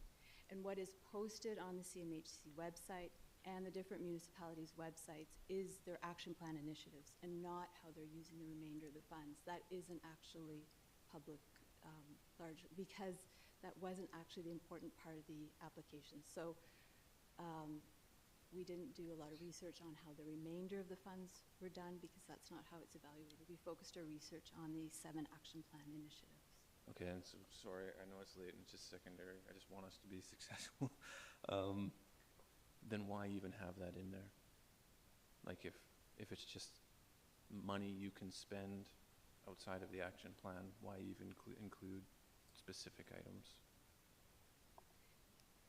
Through the chair, it's true. It's a small part of the city's application to CMHC, but we did want to get council endorsement at this stage of, some kind of a strategy for how to use the funds, or, an intention at this stage of how to use the funds. So we do need to include it in the application, but CMHC advised that if the city is successful, we can change how we use that large remainder of the funds. We're only tied to the 7 action plan initiatives.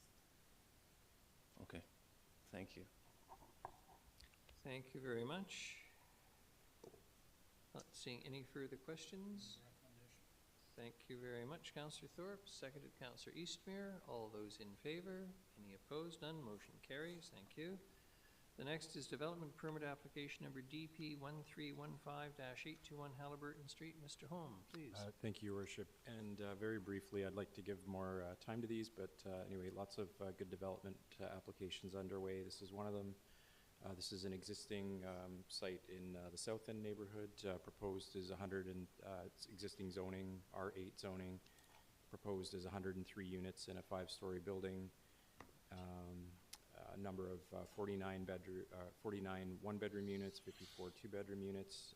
No variances are requested, and the proposal substantially complies with applicable development permit area guidelines. The property is outlined in red overhead, and the building design is obviously included in the package before council. This is supported by staff and, as I mentioned, meets the relevant design guidelines. Thank you. Thank you very much. Councillor Perino? Quick question, Your Worship, through you. Is this the very first application that we've ever received on this property? Oh, that's a great question, through your worship, that I don't have the answer to. I would guess not, but it's been some time since we've Had one come forward, okay. Yeah. It's just that it's a very large project, so it surprised me that we hadn't had one before. There's a lot of units, they're quite small, it's condo, it's just different than what I would have expected. I wondered if it was the first or the second, or. Yeah, they're definitely, I mean, it's definitely an application that the developer, the applicant feels has merit that's worthy of pursuing. They've done a lot of design work on it, and they've maximized the site from the zoning perspective. Okay, good, thank you. Thank you, Your Worship. Thank you. Someone care to move the recommended motion? Move Councillor Thorpe, seconded Councillor Manley. Discussion? Not seeing any. All those in favor? Any opposed? None. Motion carries. The next is development permit application number DP 1342, 116 Pride Avenue. Again, Mr. Holm, please. Thanks. A smaller project, infill, existing zoned core 1 zone property. This one's off Bowen Road, south of Bowen Road on Pride, outlined in red. 17-unit rental building is proposed, 3 stories of residential over under building parking, access from Bartlett Street. The designs are obviously included in the package. I won't ask them to be brought up, but Joyce Troost Architecture is the applicant. Variances are requested to the both the number of parking stalls and percentage of small car parking stalls. The number reduction request is from 19 required to 16 proposed. Happy to take questions. Thanks. Thank you very much. I'm not seeing any questions. Move the recommended motion, Councillor Manley, seconded Councillor Thorpe. Any discussion? Not seeing any. All those in favor? Any opposed? None. Motion carries. The next is I, Development Variance Permit DVP 465-124 Haida Trail. Mr. Holm? Thank you, Your Worship. Very minor variance to rear yard for an addition to an existing single-family dwelling in the Solaire neighborhood. Notifications taken place, and whoever's been notified is invited to speak, obviously. Happy to take questions on this one. Thank you.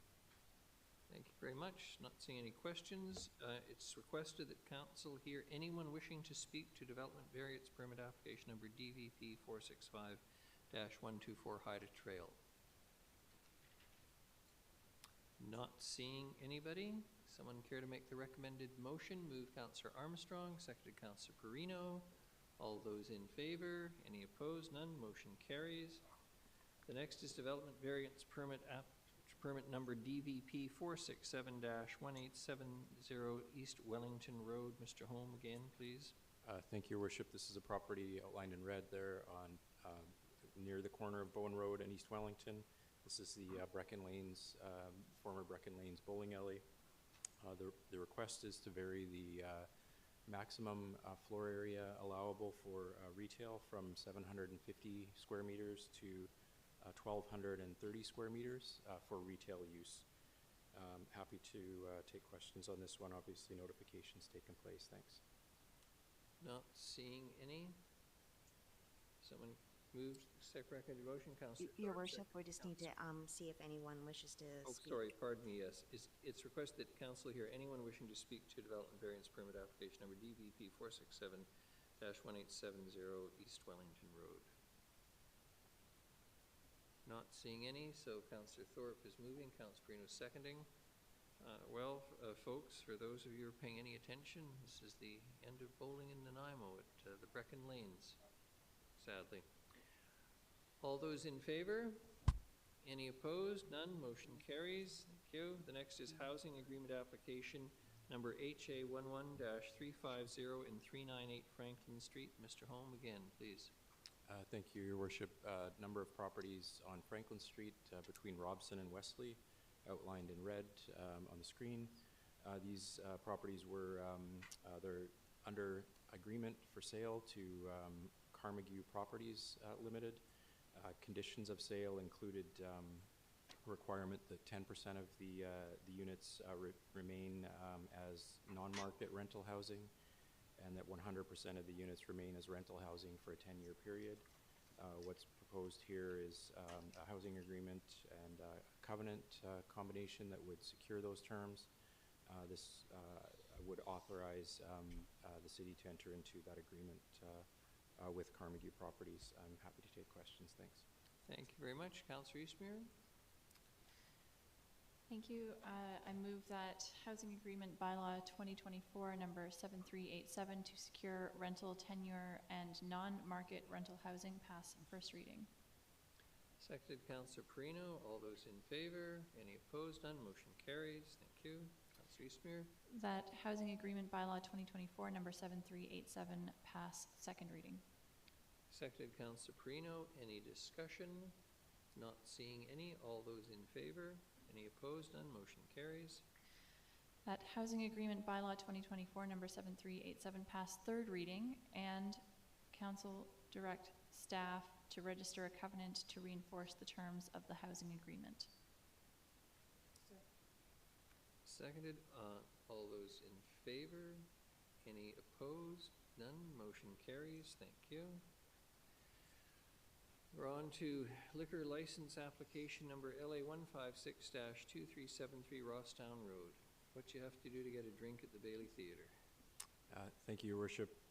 So this is, yeah, as Your Worship's referenced, the site of the Bailey Theatre, Nanaimo Theatre Group. This is the third, and I promise you the final time that we'll bring this item before council for a liquor license primary application.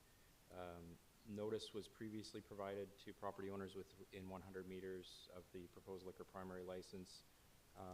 The item appeared at a special council meeting July 29th, provided residents opportunity to speak. Notices that, 10 comment sheets resulting from the notification have been included in the report. Recommendation is to receive the report and recommend that the Liquor and Cannabis Regulation Branch approve the application for a liquor primary license at 2373 Rosstown Road. I'm happy to take questions, and I do promise that we will bring forward a policy to hopefully abbreviate the liquor license primary approval process so that we're not seeing them 3 times. Thank you. That's an excellent idea. 3 acts for a play is great, but not for a liquor license. Move the recommendation, Councillor Thorpe, seconded Councillor Perino. All those in favor? Any opposed? None. Motion carries. We're on to bylaws. Traffic and Highways Regulation Bylaw Amendment Bylaw 2024 number 5000.048. Councillor Eastmere, please. I move that Traffic and Highways Regulation Bylaw Amendment Bylaw 2024 number 5000.048 Micro-Mobility Traffic and Safety on Highways be adopted. Seconded. Councillor Perino. All those in favor? Any opposed? None. Motion carries. 13B is Zoning Amendment Bylaw 2021 number 4500.189. Councillor Eastmere. Move that Zoning Amendment Bylaw 2021 number 4500.189 to rezone 3679 Shenton Road from single dwelling residential R1 to residential corridor be adopted. Seconded. Councillor Perino. All those in favor? Any opposed? None. Motion carries. Thank you. We're on to correspondence, and I think we shifted the others to the other two other business, correct? 11B. So the first is the Mid-Island Elder College Society request for letter of support re-grant application for New Horizons Seniors Program. Move the recommended motion by Councillor Perino, seconded by Councillor Manley. I'm not seeing this to be controversial. All those in favor? Any opposed? None. Motion carries. Thank you. The next is the Royal Canadian Legion Mount Benson branch request for letter of support re-grant application for New Horizons for Seniors Program. Move Councillor Manley, seconded Councillor Thorpe. All those in favor? Any opposed? None. Motion carries. We have no notices of motion. We shifted to other business 11B. First, Your Worship, we have 11A that Councillor Gesselbrock wanted to bring forward, and then 11B. Oh, sorry, yes, 11A, yes. Okay. Did I forget? Great. I'd like to move that staff include in the report for the upcoming GPC and parking minimums a review of the recommendations put forward by Strong Towns and options for council to consider. Seconded, Councillor Armstrong. Any discussion? Councillor. Sorry, Your Worship, sorry. I just wanted to ask staff, because I brought this forward earlier, but I can't remember exactly how we left it with staff, and it was to bring it to a GPC meeting. And my understanding was that it's still to come. Is that right? So why are we, or should we be doing this again? Does it matter? I think it's complementing. You wanted to look at parking minimums, and I Yeah, just think exactly. specifically I'd like to review of either eliminating them totally or Yes. looking at expanding Okay. the transit-oriented aspects Okay. in those specific areas as the outlined in the Yes. recommendation, with options of whether to pursue them or not. Worship, it's something simple to include in the report and in consideration for council, for sure. I was going to say, we're just saying a thank you to the non-gender balanced group of young men who waited all evening All to night. get to their motion. And they're here, we don't want to lose them. All those in favor? Any opposed? None. Motion carries. Thank you. Now we can do 11B. Motion that the mayor, on behalf of council, provide a letter of support for forestry works for BC to the Honourable David Eby, Premier, British Columbia. Is there a mover? Councillor Perino. Is there a seconder? Councillor Hemmons. Is there any discussion? Yep. Councillor Gesselbrock. Thanks. I think it's important to know what the letter is being sent. Basically, the reason why harvest rates are low is that in response to all the controversy around old growth and unsustainable practices, there's a new permitting process that was put in place, and basically to enhance forest stewardship and public participation. And so the district manager can refuse permits if they're not meeting government objectives, and it shifts from this idea of timber supply and being required to meet timber supply to ecological objectives. And sure, move to defer. I'll accept the motion to defer, but we did have an example of letter, I believe, from the city of Kamloops. It didn't make it in. Councillor? I'm sorry, so there's a motion to defer? Yes. Has it been seconded? Seconded by Councillor Perino. Moved by Councillor Gesselbrock. Oh, seconded okay, by- I didn't know he was deferring it. I thought he All right. thought it was important to clarify. I didn't catch that, sorry. All those in favor of deferring this? Councillors, hold your hands up. Councillors Armstrong, Eastmere. Oh, I'm sorry.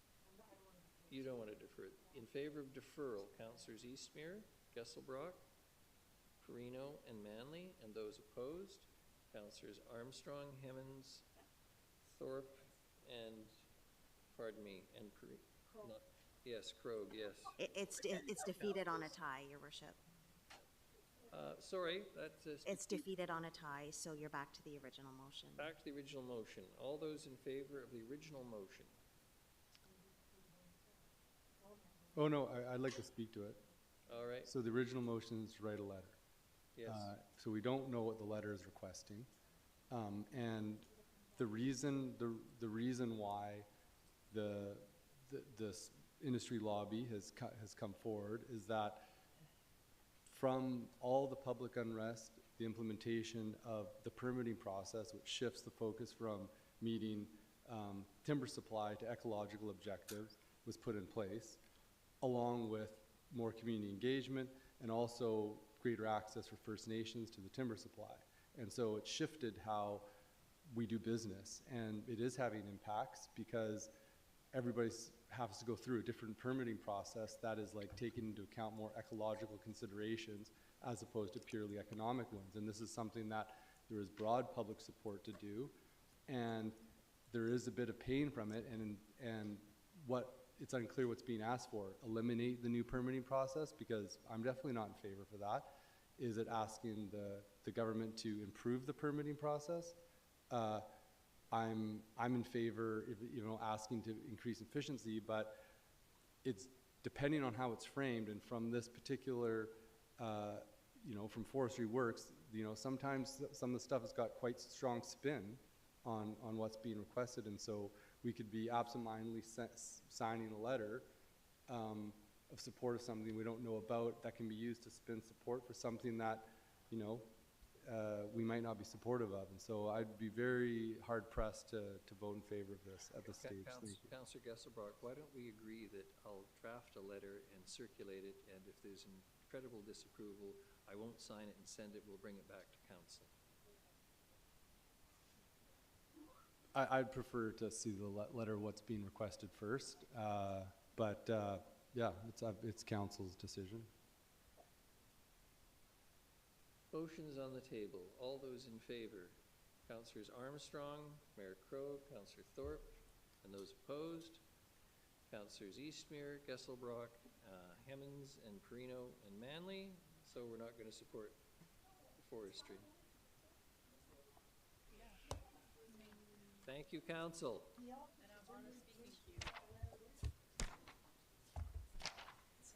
It is now question period. Are there anything?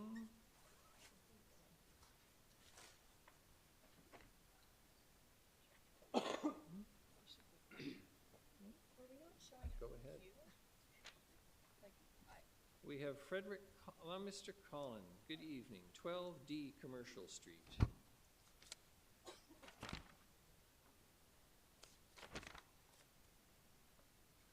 Good evening. It's just to start. It's good to hear you all the sophisticated issues you deal with on a council meeting. It's good to hear that you're not just sleeping here. You're doing good work. So I'm here to talk about Commercial Street. No, there was an article in the CBC. Sir. Oh. Very bad way to open. You're going here to ask a question, not talk. Yep, I'm just sort of my preamble there. It's a little joke. Yeah. Joke. Have a sense of humor. Just because it's 11 o'clock doesn't mean we can't laugh. Let me get my notes here. So I read the CBC article regarding the Commercial Street upgrade. Your Worship, Krogh mentioned that he was delighted that work was getting done downtown finally, as there hadn't been any work done on Commercial Street since the 1980s. Is the mayor and council aware that the city taxpayers poured over $77 million raising this site we're on right now and building the conference center and Diana Krall Plaza in the 2000s? Okay, good. Quite aware. I've worked downtown steadily, apart from 2 years since 1979. Pardon me? I've worked steadily downtown with the exception of 2 years since 1979. Yeah. That's why I'm puzzled by your comment about no work for the 1980s. But the work has not been done on the street in the same way that this is proposed. Sure. Okay. So I attended the Commercial Street update meeting a few weeks ago, and Councillor Eastmere was there as well, and the VICC manager and several businesses downtown, and the city planner was there, and then the developer was there. And the businesses stated sort of across the board that the time frame of the last year or so of the Terminal Ave projects was quite disruptive to their businesses. And the most damning information from Gemma of Gabriel's Cafe, saying that many days over the past year or so, they were down 75% of normal, and they've got a staff of 12 to 15 people that they have to give a schedule for and then pay. And so that was quite disruptive for them. And then she also said that this Commercial Street project, they might not be able to stay open as a result of what they'd experienced over the last year and a half of the Terminal Ave project. And then shortly after, she walked out because she wasn't getting any good information from the city planner or the developer.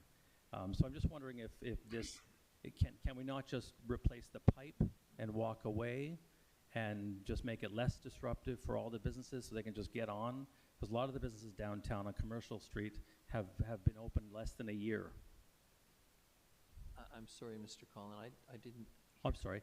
Can we just put away the decorative... Stop bouncing in the mic, it would be oh, sorry. to hear us too.